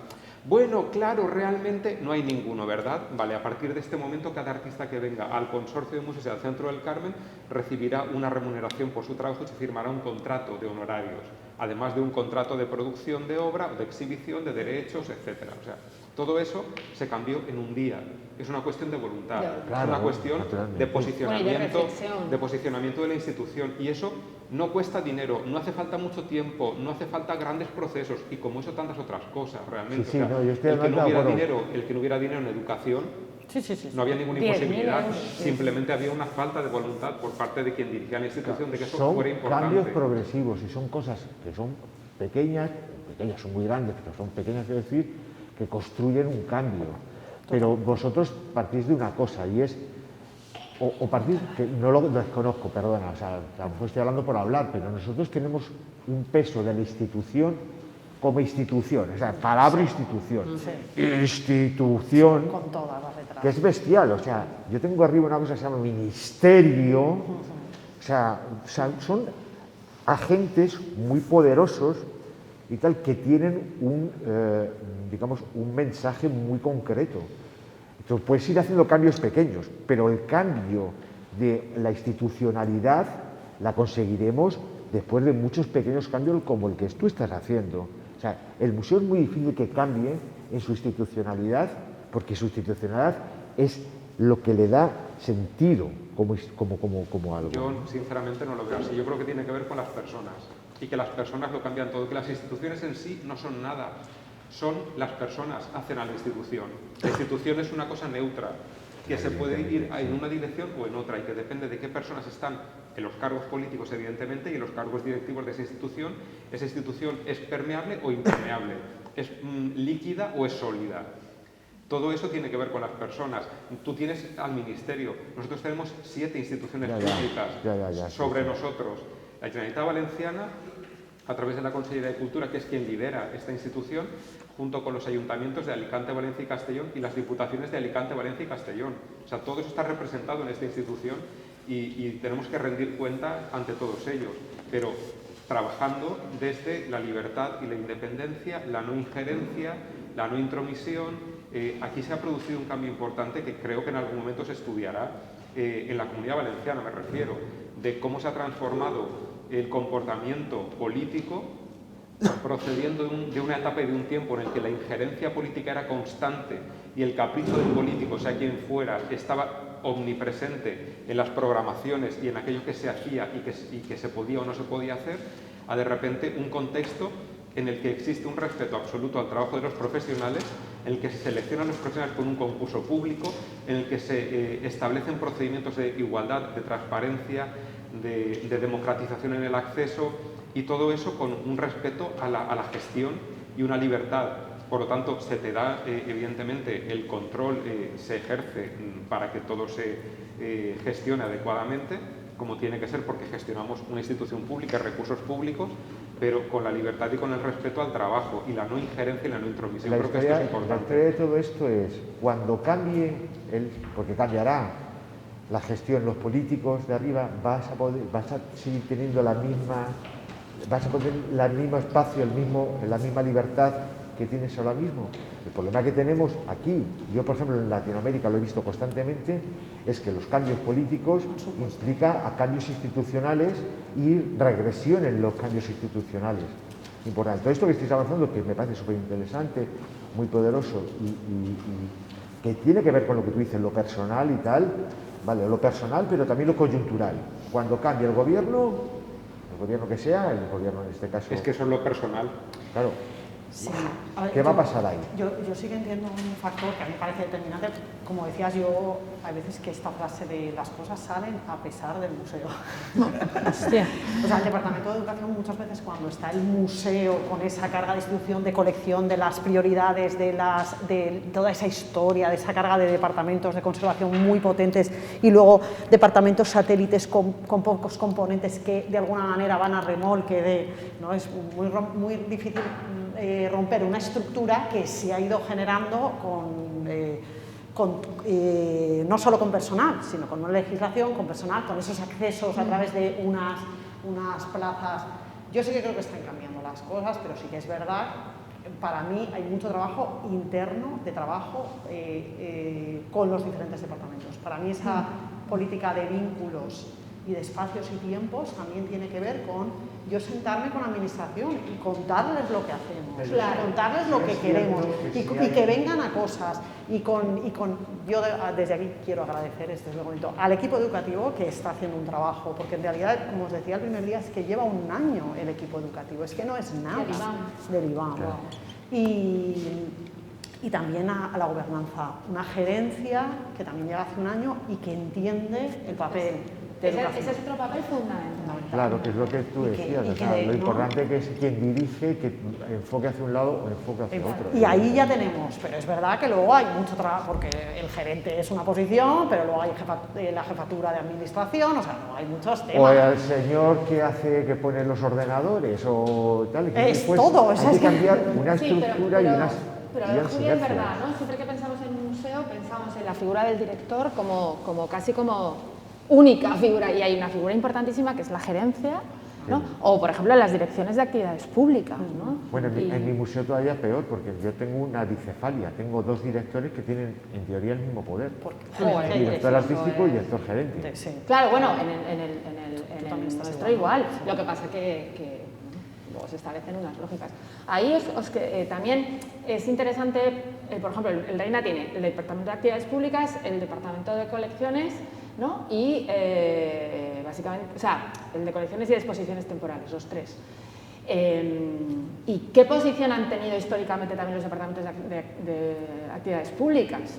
¿No? Bueno, en su momento era una pata de una subdirección. ¿Era una pata de una subdirección o que era se una intentó cosa, bueno, dotar pues el ciclo de cine, el ciclo no sé qué? De hecho, tú estás dentro del área de programas educación. públicos como departamento de educación. O sea, que está bajo un paraguas que, fijaros, no es al revés, es programas públicos y dentro está educación. Exactamente. Cuidado, y actividades públicas en el Reina es el Departamento de Educación, el Centro de Estudios, que canaliza varios másters, la biblioteca, artes en vivo, o sea, es gigante. Actividades públicas, ¿no? De conferencias. Claro, y ahí os recomiendo mucho, que me imagino que lo tendréis en la bibliografía, el libro de Belén Sola, el de Exponer o Exponerse. Os recomiendo mucho el primer capítulo, el que está escrito por Paul Preciado, porque Paul Preciado en ese capítulo hace una reflexión sobre los papeles de los departamentos de actividades públicas en los museos cuando él lleva el departamento de actividades públicas del MACBA. Y habla de la subalternidad de las actividades públicas con respecto a las otras colecciones. Claro, que las otras colecciones es como la parte masculina y actividades públicas es como la femenina y por lo tanto subalterna, ¿no? Y tú llegas y ese peso se configura y se evidencia en múltiples muchísimos detalles que no solo tienen que ver con lo económico, tiene que ver con la posición, la disposición de los despachos, en miles de cosas. Con las pedagogías invisibles de los museos. Sí, ¿no? Yo creo que básicamente lo que estáis hablando es como de transformar el imaginario del museo, ¿no? Y que ese imaginario atraviese a todas las personas que le dan forma, que toman decisiones, que lo gestionan, y también a la percepción de qué esperan los públicos, ¿no? Totalmente. Que quieren los públicos del museo, porque eso también hay que de alguna manera transformarlo. Y después también de qué es la institución, qué es el museo, qué es el centro de arte y para qué está. O sea, que eso muchas veces... ¿Para qué es? ¿Para qué? El para qué. Y voy a lanzar... Si eso no lo tenemos todavía claro, tenemos un problema, sinceramente. Lo que pasa es que, déjame apuntar una cosa, por ejemplo, mi vivencia en museos es que nosotros afortunadamente tenemos contacto con el público, pero hay mucha parte del museo que no la tiene y yo creo que ahí se pierden muchas estas preguntas. Hay una cosa muy y se interesante plantean ahí. estas preguntas, ¿no? O que los de gerencia no van a ver las exposiciones. Claro, ¿no? porque la carga de trabajo, a mí me gustaría esos cuidados, esos vínculos, establecerlo ya no tanto fuera, sino dentro. Los tiempos y espacios y los vínculos para poder conocer, de empatizar con el otro, sus necesidades. ¿Por qué el administrativo también necesita que yo le cuente? Claro. Porque si no pasa un contrato y le da igual. Es que ahí hay otra cosa de los departamentos de educación. Nosotros siempre hemos trabajado con personas y nosotros los únicos que hacían caso o prestaban un poco de atención al público eran los departamentos de programas públicos o de educación. Totalmente. Conservación y tal.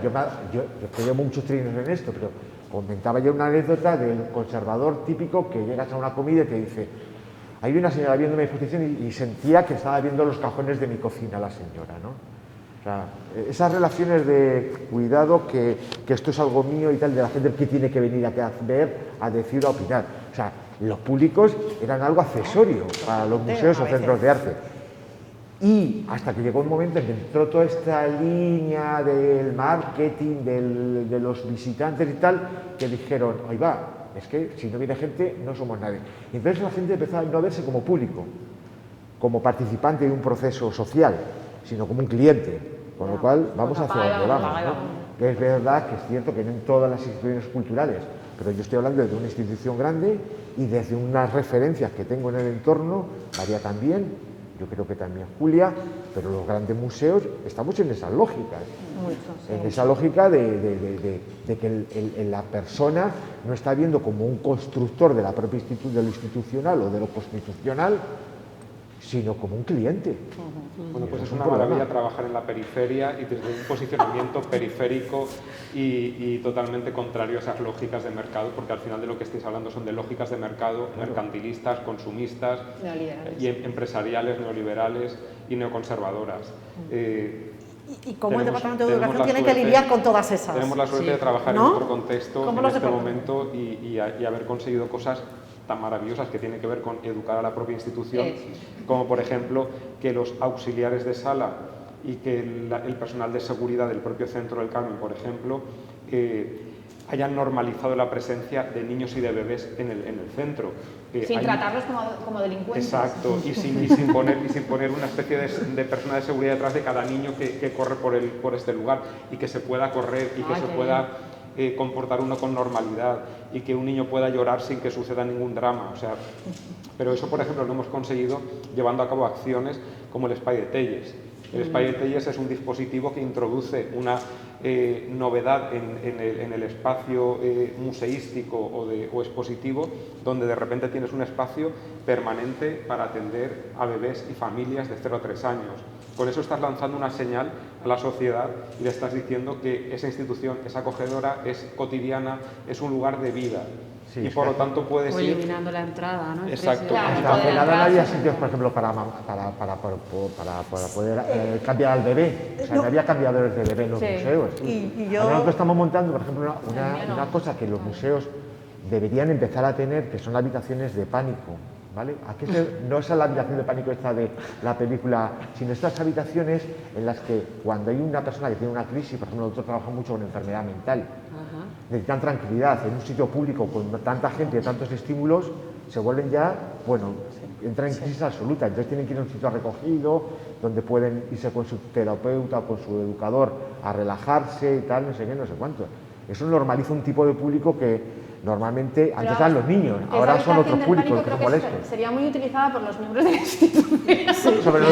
Por los mediadores. De pánico. No, vamos, otros. Cualquiera, o sea, creo que... A mí además que he sido usuaria del Espai de Telles. Creía que no de pánico. No de pánico. Bueno, no puede ser que lo use. Pero vamos, por ahora, por suerte, ha sido del Espai de Telles. Me parece también romper esa lógica de lo expositivo, ¿no? O sea, muchas veces vamos a meter a los bebés en la sala. Pues es que a lo mejor el bebé es el que no quiere estar en la sala de exposiciones, porque es que no es el sitio para meter a un bebé. Claro. O sea, el Espai de Telles, que además es una investigación sobre una metodología como la Reggio Emilia, que yo creo que es una de las metodologías con su autonomía de los niños, me parece que es un recurso que dices, ¿por qué es necesario también como que todos pasemos por la lógica de la exposición? A mí lo que me gustaría pensar es en el museo, en el espacio cultural, generando miles de tipologías de espacios, efectivamente. ¿no? Sí, pero fijaros el espacio, que no hemos hablado de presupuestos, de personal, de espacio. Sí, eso lo hemos hablado. Cuidado con educación, como tiene el papel que tiene dentro de las instituciones, sus espacios, ¿no? Y sus espacios asignados son más limitados, todo el grueso de cierto, no aquí, o sea, que está claro que aquí en CC, no. Sí. Pero en nuestros museos conseguir un espacio para poder hacer una actividad, yo que sé, de danza o de yoga o yo que sé qué, se me ocurre, chorrada, es complicadísimo, porque la lógica es que los espacios son ocupados para una cosa en particular, que es el exponer y el exponer. Entonces la normalización de los cuerpos es bestial. Claro, es un tema también súper interesante, ¿no? Que yo creo que, por ejemplo, estando fuera, yo, por ejemplo, en En el IBAM sí que hemos de alguna manera roto algunos de esos esquemas. No estar en esa cantidad de público, nosotros podemos hacer más cosas en salas algunas veces que, por ejemplo, vosotros que estabais hasta hace poco condicionados. Bueno, nosotros trabajar en las salas ha sido vamos, la leche, claro. porque antes podíamos estar, pero de puntillas. Podíamos entrar a las salas de puntillas con los grupos. Ahora no, ahora se hacen acciones, dinámicas, la gente va y le ocupa el espacio de una manera distinta. Bueno, pero eso ha costado, o sea, no es de un día para otro, y los museos normalmente no normalizan las visitantes. Me vais a permitir que meta el último tema, porque ya hemos hablado de las condiciones materiales, pero es que me parece muy importante que lo habéis nombrado un poco. Sí. Los espacios virtuales, esos nuevos espacios, ¿cómo acogéis todas esas transformaciones que estáis tratando de hacer? ¿Cómo las podéis llevar a cabo a lo virtual?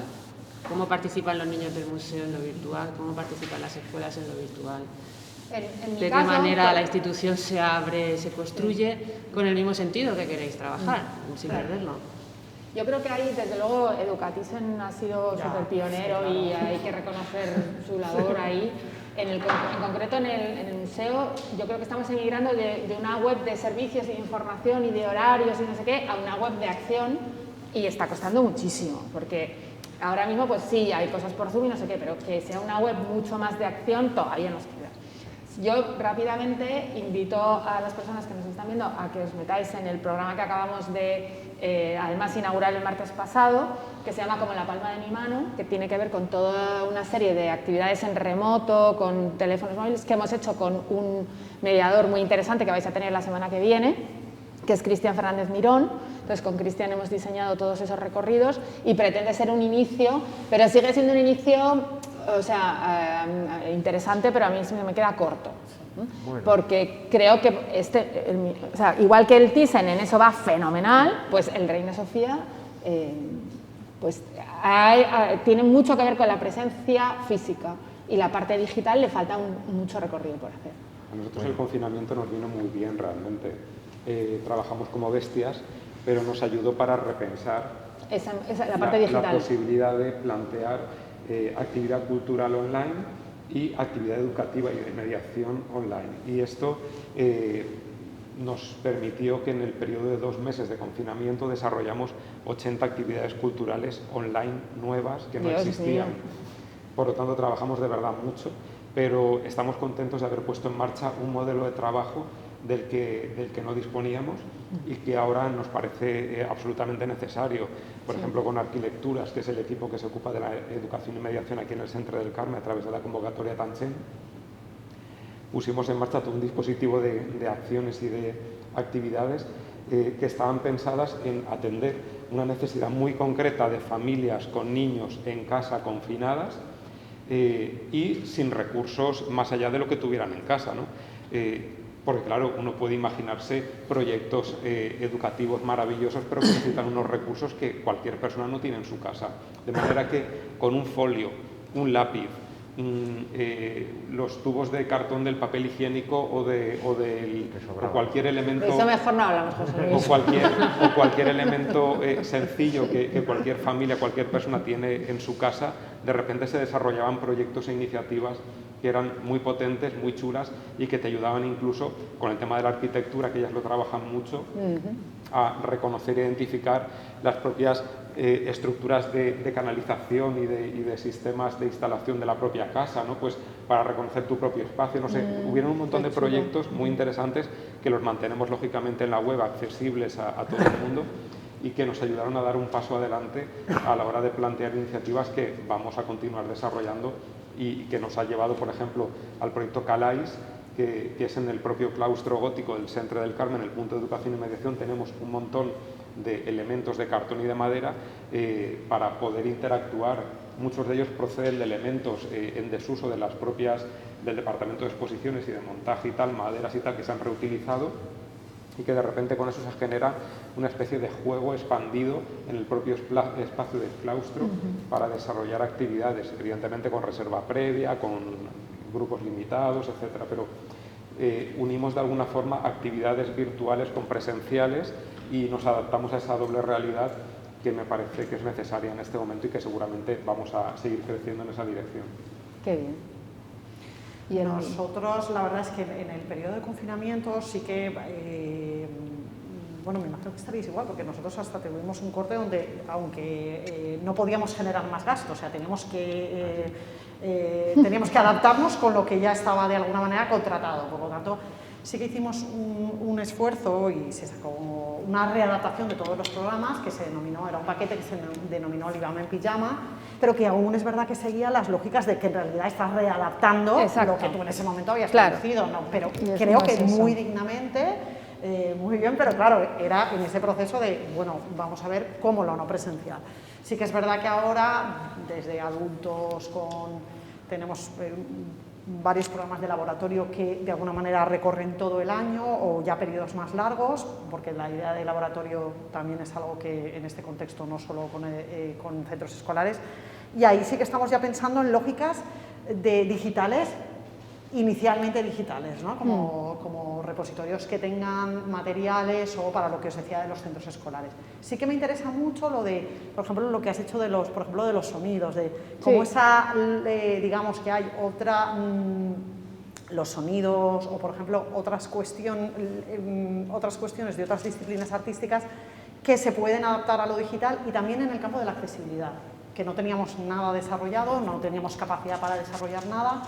Y entonces estamos intentando ver cómo desde ya lo digital trabajar, por ejemplo, el tema de diversidad visual, ¿no? Entonces intentar pensar ya desde algunas cosas, es verdad que somos los mismos, con lo virtual desde origen, desde origen, intentando, pero es verdad que nuestra capacidad es menor, digamos, ¿no? Y sí que combinamos lo presencial y lo virtual. Aquí en Valencia, digamos que es verdad que eso ahora nos lo podemos ir planteando, digamos que subsiste ese medio en los proyectos donde la mediación no es ni toda con el mediador, ni toda, sino que en esa idea de dispositivo móvil, ¿no? Pues podemos ir trabajando, ¿no? Y utilizar, y verdaderamente lo digital reacciona como algo muy positivo, ¿no? Que puede ser una herramienta muy positiva para esto. Y yo creo que se quedará, desde luego. Y que va a dar alas a cosas que aún no teníamos esa mentalidad, pero que yo creo que sí que va a generar contenidos nuevos. Sobre todo a mí una cosa que me parece importante igual remarcar, y es que la accesibilidad tiene que ver con que hay personas que están en otros lugares geográficamente y que no tienen la capacidad o la posibilidad de acceder a diario a esos recursos culturales. De manera que creo que esta situación nos ha ayudado para realmente dar un paso adelante en esa dirección, ¿no? De realmente hacer más accesibles los contenidos, de forma que ya no solamente para los que están cerca, que no pueden venir porque están confinados o porque hay grupos reducidos y está todo muy restringido por estas condiciones sanitarias, sino que realmente hay gente, en nuestro caso en la Comunidad Valenciana, que es a quien debemos prestar un servicio directamente, que están en otros puntos del territorio y que no se pueden desplazar tan fácilmente a los lugares donde están sucediendo esas acciones. De manera que el generar dispositivos que permitan esa accesibilidad de una forma más permanente es también contribuir a la democratización de la cultura. Total. Y la accesibilidad a personas que, aun teniendo interés y voluntad, por su localización geográfica no pueden acceder a esos recursos. Pero aún más, no solamente por que estén lejos, sino personas que por su diversidad funcional no pueden acceder. Aquí voy a hacer una cuña de autobombo, el día 3, o sea, este jueves, hacemos una jornada, es el Día Internacional de la Accesibilidad, y desde el museo hacemos una jornada que os invito a todas a participar, que se llama La anatomía no es destino, en el que trabajaremos la diversidad funcional como metodología educativa. Va a ser súper interesante. Y es también otro de los grandes cambios que hay que hacer, pero esto merece otro permeaver, ¿no? Porque además yo creo que ya todas tenemos que descansar un poco y luego ver el gran recorrido de Jordi Ferreiro, que nos tiene en Ascuas, que es lo que como vamos a habéis ver. dicho, llevamos trabajando en tema de digital muchísimos años, desde el año 2000 o 98 ya empezamos a hacer alguna cosa. Y tiene que ver también un poco con, bueno, pues Educatizen, pues es lo que es también porque desde un principio se empezó a usar mucho lo digital. Habéis sido pioneros total. Primero por el tema de que hemos mostrado nuestro trabajo, mejor o peor, pero después también lo que decía María, nos ha servido de lugar de archivo. Claro, sí, eso es verdad. Entonces, eso fue una suerte, o sea, nos surgió porque de repente un director lo vio claro y, como tú decías, nos dio la oportunidad de hacerlo y así hemos mantenido. Y hemos aprendido cosas. pero nos hemos equivocado sobre todo hemos metido la pata constantemente porque es un medio complejo, con cambio constante, etcétera, etcétera. Entonces, yo cuando se presentó todo esto, dije, madre mía, ¿qué va a pasar con todo esto, con lo digital? Yo empezaba a ver, la gente estaba moviéndose en lo digital. Y empecé a ver fotocopias. Cogíamos lo que hacíamos en presencial, lo fotocopiamos, lo hacíamos en virtual y tal. La gente, empezaron ya los catastrofistas apocalípticos diciendo que no es lo mismo el aura de la obra de arte, lo virtual, no sé qué, no sé cuánto. Que ayer os los comentaba con lo del tema de los libros de historia del arte, o sea, todos hemos estudiado virtual, pero lo virtual en digital es el demonio y lo analógico no es el demonio. Y en lo que he visto en este proceso es mucha fotocopia, mucha gente que ha cogido cosas que ya tenía, reciclado y tal, muchas veces en físico lo ha puesto ahí, que está genial, pero eso no se puede quedar ahí. Hay que pensar en el medio no es lo mismo, no es lo mismo tu trabajo en las salas que en la virtualidad, no tiene nada que ver. Y no podemos tampoco replicar ni los formatos ni los modelos, pero tampoco las propias dinámicas de trabajo. Es decir, eso de la mediación en tiempo real, a lo mejor toda la virtualidad nos abre posibilidades de una mediación en diferido, no sé cómo llamarlo, ¿vale? Y hay una cosa muy importante que apuntabais, que era la deslocalización. O sea, evidentemente vosotros os debéis a la comunidad Nosotros somos un museo nacional, que tenemos un patrimonio que no es solamente de la nación. O sea, ese patrimonio es del niño de Rosario en Argentina o de, yo qué sé, de Oaxaca en México. Sí, nosotros también nos debemos a esa gente.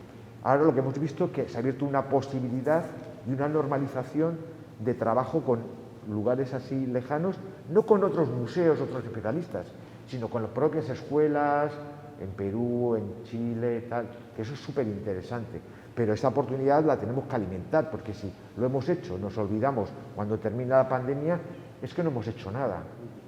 Y hay una cosa que para mí es muy importante en todo este proceso de la digitalización, o de lo digital en lo educativo y con todo este tipo de pandemia, es una reflexión que siempre se hacía, que era otra crítica a lo digital, que era la brecha digital.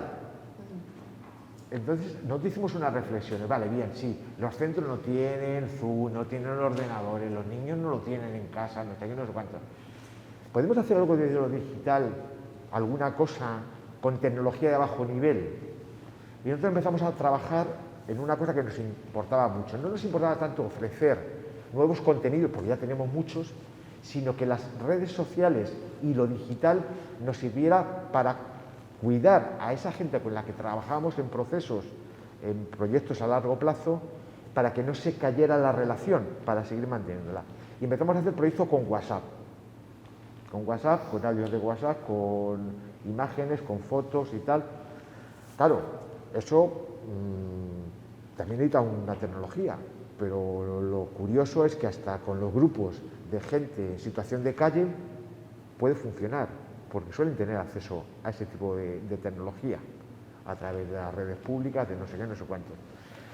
Y entonces nos ha abierto unas posibilidades muy interesantes también de utilizar tecnología de bajo nivel y no gastar y hacer inversiones gigantescas, que muchas veces lo que echa para atrás a los museos, de realidades aumentadas, a realidades expandidas o videojuegos, que por otro lado es una cosa que nosotros hemos trabajado mucho y es otra herramienta muy poderosa para poder trabajar con ciertos colectivos. Ahora cerramos un proyecto muy interesante haciendo un museo dentro de un juego como es Animal Crossing, que es el museo más vendido en los últimos 3 años en el mundo, que vamos a tener ahí un espacio y una sala de actividades, una especie de réplica virtual en la que no va a haber fotocopias de PDFs, sino que va a haber mediadores, que somos nosotros, apartados nuestros, haciendo actividades también con públicos y tal. No sé, es un campo para experimentar nuevos formatos. A mí es un territorio que me apasiona. Pero ¿qué pasa? Que se necesitan recursos y el entender lo virtual como parte del museo. Si entendemos, como decía María, dice, vamos a pasar de una web de mostrar y de informar y tal a una web distinta, si entendemos al final como una especie de póster, de muro, de informativo, las webs de los museos, no tiene ningún sentido. O sea, también hace falta, como decíais antes, una voluntad de entender el espacio del museo no como el espacio físico, sino otro espacio distinto, mucho más Claro, libre. yo creo que ahí enlaza muy bien con lo que Jordi nos va a mostrar, ¿no? Cómo él ha empezado a desarrollar proyectos que no solamente se expresan en el espacio de la web, sino que viven en los nuevos espacios digitales, ¿no? Pues los WhatsApp, la manera en la que nos comunicamos ahora, que pueden ser momentáneamente y temporalmente un museo o el espacio para la producción cultural del museo. Pero yo creo que viene a cambiar eso, o sea, se ha creado un espacio. O sea, antes sabíamos que existía el espacio de lo virtual, pero se usaba solamente como una herramienta.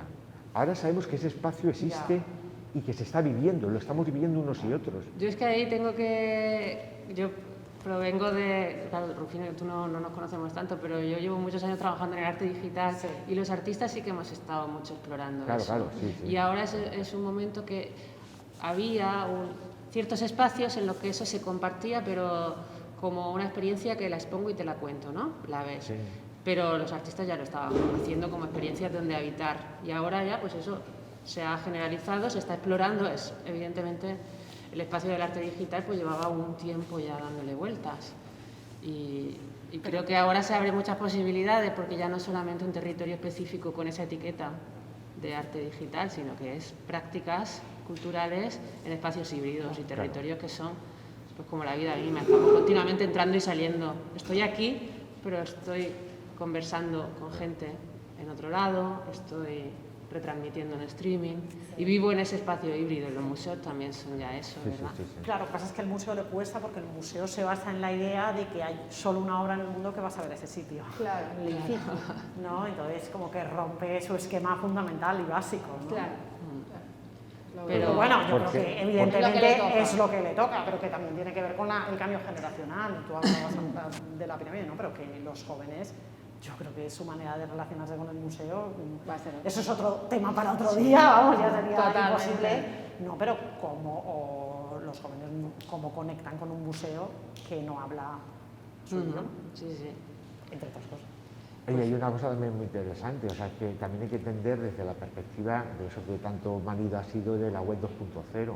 Es decir, o sea, el museo deja de ser también en lo virtual un espacio de exposición para convertirse en un lugar de conversación, es decir, refuerza esa idea de foro, de espacio constituyente frente al espacio instituyente, lo refuerza muy bien el tema de las redes sociales, es decir, el Facebook y tal, también el tema del expercitaje y todo este tipo de cosas. Los expertos antes, las webs de los museos suelen ser sitios donde está el experto diciendo la ficha de la obra, la bibliografía y tal, pero la mayoría de la información del arte no la estamos buscando en los museos, la estamos buscando en YouTube, en el Facebook y tal, porque lo que la gente está buscando también es una reflexión que tenemos que hacer, no la voz del experto. O sea, yo cuando me meto en YouTube busco la voz de que es igual que yo, que me cuenta una cosa que me interesa de arte, o en Facebook, o en el Twitter, o en el Instagram y tal. Y todo eso también hay que hacer una reflexión desde los museos, es decir, ¿dónde va a estar ahora la autoridad? Si la autoridad es lo mismo que la potestad, tal, ¿dónde está el expercitaje? Y ahí se abre una cosa muy interesante para entender como foro al museo. Sí, fundamental. Pues creo que vamos a dar por finalizada la sesión. Muchísimas gracias. Creo que los dilemas abren otros espacios, ¿no? Habíamos tratado de organizarlos en esos 4 dilemas de escuelas, presencialidad, virtualidad y condiciones materiales. Evidentemente es muy difícil entenderlo como cosas estancas, están todas conectadas y unas activan otras y es un sistema muy, un ecosistema muy complejo y muy rico, pero creo que, que hemos tratado temas muy interesantes y le hemos dado algo de... Yo quería decir solo una cosa muy ligera, que es que quienes realmente van a cambiar eso en la práctica vais a ser vosotras. Claro. O sea, nosotros estamos ya ahí como tal, pero cuando vosotras lleguéis a trabajar a las instituciones culturales del porvenir, claro, si tenéis claro estas cosas, pues ya va a ser muy distinto, va a ser realmente el cambio, ¿no? Entonces, por eso es muy importante este máster Y creo que también es un ejercicio muy grande que o sea, como un centro cultural haya apostado, ya es la tercera edición, todo el trabajo que habéis hecho, también como agradeceroslo mucho. Pero que tampoco culmina, ¿no? Que tampoco culmina. No. Los residuos son lo importante de esa Totalmente. creatividad. Sí, entender ya las cosas como un proceso y no como una culminación también. Como algo... Es parte de la transformación. Sí, podemos abrirnos 5 minutillos de preguntas y seguimos en el café también. Sí, porque ellos sí tenemos están bien. un Sí, pregunta, Rosario, si quieres. ¿Sí? Claro. No, a mí me genera un poco de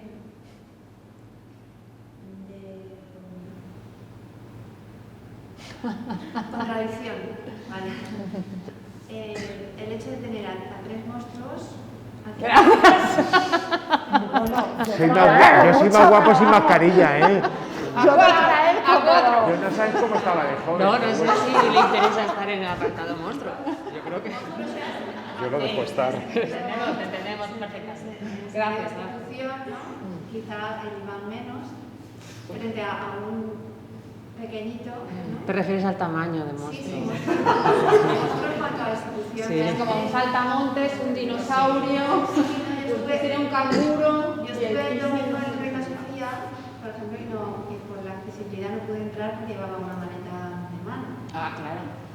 Entonces, yo aquí vengo con maleta de mano porque a veces pues viajo a los fines de semana que sea y no hay ningún problema. Las Claro. quedan fuera y no me dejaron entrar. Entonces, eso me produjo un choque porque iba con El dilema de la maleta. Sí, no me dejaron entrar. Además, tampoco podía hablar con la persona que estaba porque no cumplía con la distancia. Entonces, era una cosa como diciendo, bueno, entonces, para mí fue un choque, ¿no? Estoy acostumbrada a Valencia y de repente encontrarme con esto, ¿no? Entonces la pregunta eso es anecdótico, ¿no? Sí. Pero no tenemos consigna, no puedes entrar, lo siento, en 2 horas, pues lo siento, te das una vuelta, ¿vale? Pero me pregunto, ¿no? si vosotros, 3 que sois tan grandes, ¿no? El de Julia más pequeñito, que ya lo hablamos el otro día, cuando estuve contigo, no hay ninguna posibilidad de que estos museos que son tan importantes, que parece que hay una visión un poco apocalíptica ahora, ¿no? De que a lo mejor desaparecen, ¿no? ¿Qué pasará, ¿no? El museo por venir, todo esto, ¿no? O sea, esta inquietud, ¿no? Frente al Centro del Carmen, a José Luis, la gestión que ha hecho en estos 4 años, la dotación que ha conseguido tener, no podríamos conseguir sinergias de colaboración para que vosotros aprendierais o vuestras direcciones aprendieran de esta dirección y convertir estos museos en centros de cultura también, ¿no? Y que entre todos, que al final es un trabajo también colaborativo, ¿no? Que quizá es ampliar personal, ampliar dotaciones para que pues todo lo que hablamos otro día de la contabilidad, de que los equipos sean multidisciplinarios, porque es súper importante, como hemos hablado aquí, que haya equipos de trabajo en el que a uno se le da mejor la gestión, pues hacer la gestión, a otro se le da mejor pues hacer esto, pero que si aquí en el Centro del Carmen es patente que de un día para otro las cosas han cambiado, también puede ser Claro, pero allí o allí, ¿no? O sea, pero mira, te quiero contestar con un ejemplo. Pregunto, no sé, igual soy muy soberbia preguntando. No, totalmente, pero creo que es un buen ejemplo porque estamos citando mucho a Pablo, que claro, os dio la charla inaugural del Museo Porvenir, y es muy interesante porque Pablo y Ferran Barenblinter son un equipo que trabajaron primero el K2M, que era ese pequeño museo, no sé qué, y luego se fueron al MACBA. Y bueno, a lo mejor hay la oportunidad de que también en algún momento vengan ellos, yo no me voy a poner a hablar de su gestión en el MACBA, pero sí que creo que esa es la forma de trabajar. O sea, yo creo que ellos de alguna manera importaron a una macroinstitución sus formas de hacer en una microinstitución y ese es el camino. Otra cosa es que lo hayan logrado como ellos querían o que hayan logrado parte o no, eso que lo cuenten ellos, pero creo que ese es el modelo totalmente. Pero internamente es el modelo. Internamente es el modelo. Y una cosa que me parece muy importante del modelo de trabajo de Pablo y de Ferran es esa confianza absoluta que Ferran depositó en Pablo que eso es muy difícil de encontrar en otros museos, ¿no? O sea, ese tándem actividades públicas dirección, en el que en el MAC casi es más importante en estos momentos, o la figura de Pablo es casi más importante que la... Yo no mismo no sé quién es la persona que lleva colección o exposiciones temporales, pero sé que Pablo está haciendo actividades públicas. Creo que eso también, bueno, pues es el futuro, ¿no? O sea, que eso tiene que ser así. Entonces, es un muy buen ejemplo lo que has dicho y creo que este ejemplo que acabo de poner yo también lo confirma. A ver, yo también haría una cosa, un ejercicio, ¿vale? Que las escalas está muy bien, pero las escalas, como decía Isti, son relativas, ¿vale? Es igual que si estuviera aquí ahora mismo la directora de educación del Metropolitan, o sea, es decir, la escala del Metropolitan en educación es el departamento de María y el mío juntos multiplicado por 10. O sea, no podemos estar comparándonos. O sea, cada institución tiene una personalidad propia que imprimen las personas que trabajan en las propias instituciones. Unos podemos aprender de otros, sí, pero para eso hace falta un ejercicio que es muy difícil en los museos, porque los museos son lugares llenos de vanidades. Bueno. Entonces, la vanidad, el escuchar, el querer aprender de los otros, no es algo muy habitual en general en el mundo del arte, pero en el mundo de los museos menos todavía. Entonces, se tienen que activar procesos de escucha, que no son fáciles de activar entre instituciones y tal, pero yo creo que sí se van haciendo, por lo menos estamos aprendiendo unos de otros, por lo menos escuchamos o leemos o vemos cosas de estas. La digitalización hace mucho. Esto que estamos haciendo ahora puede llegar a mi director y mi director encender la bombilla. Esto es parte de esa... o que no... O despedirme. O sea, quiero decir que también yo lo veo de una manera bastante optimista todo esto, ¿no? Yo creo que estamos aprendiendo, yo constantemente, yo me llevo unas cuantas ideas de lo que han dicho mis compañeros aquí y tal, que seguramente que pueda aplicar o no, o la tendré ahí en la recámara para algún día poder atacar con ella. Evidentemente, y ellos espero que lo mismo, pero yo sigo diciendo que son procesos pedagógicos. Los procesos pedagógicos tienen tiempos geológicos, no tiempos históricos. ¿Vale? Entonces hay que tener paciencia. Y también hay una cosa, lo que decía María, que tiene toda la razón, vosotros sois el cambio. Yo menos, María más joven y Julián no quiero contaros las dos, pero yo ya para lo que me queda en este convento no quiero decir. O sea, yo soy ya bastante mayor y tal, y vosotros sois el cambio. Pero para eso necesitamos también tener una mente abierta, ¿no? Yo creo que un máster como este crea esas estructuras mentales que pueden permitir el cambio. Sí. Se trata, ¿no? De indagar y no dar por resueltas, ¿no? La situación, el status quo de la cultura actual, no darlo como el único posible, sino cómo podemos formular modelos en los que nos sintamos que estamos participando.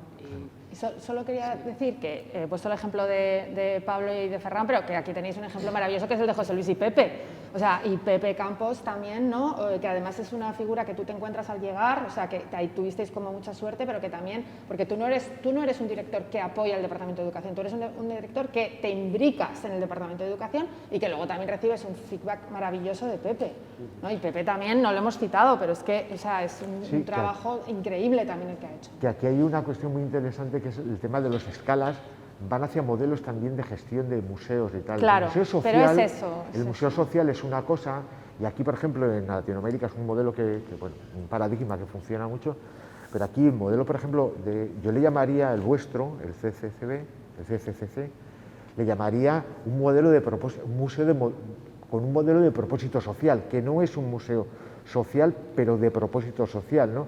Que es un elemento de la ecuación que me gusta muchas veces incorporar, ¿no? Que son museos que tienen una conciencia de lo público muy potente, pero que están pensando de una manera no local solamente, sino global y local al mismo tiempo, ¿no? Ese tipo de modelos creo que es un modelo de museos de futuro, ¿no? Esos museos de propósito social que trascienden esa idea del museo social o del museo institución, ¿no? Pues lo dejamos ahí con ese término nuevo que nos abre ahí Rufino, que seguiremos indagando, ¿no? Museo de propósito social. que creo que sí que aglutina ahí muchas de las ideas. Y nos tomamos un café, sí, por seguimos favor. hablando y hacemos después la segunda parte con Jordi. Muchas gracias a todos. Genial, ha estado genial.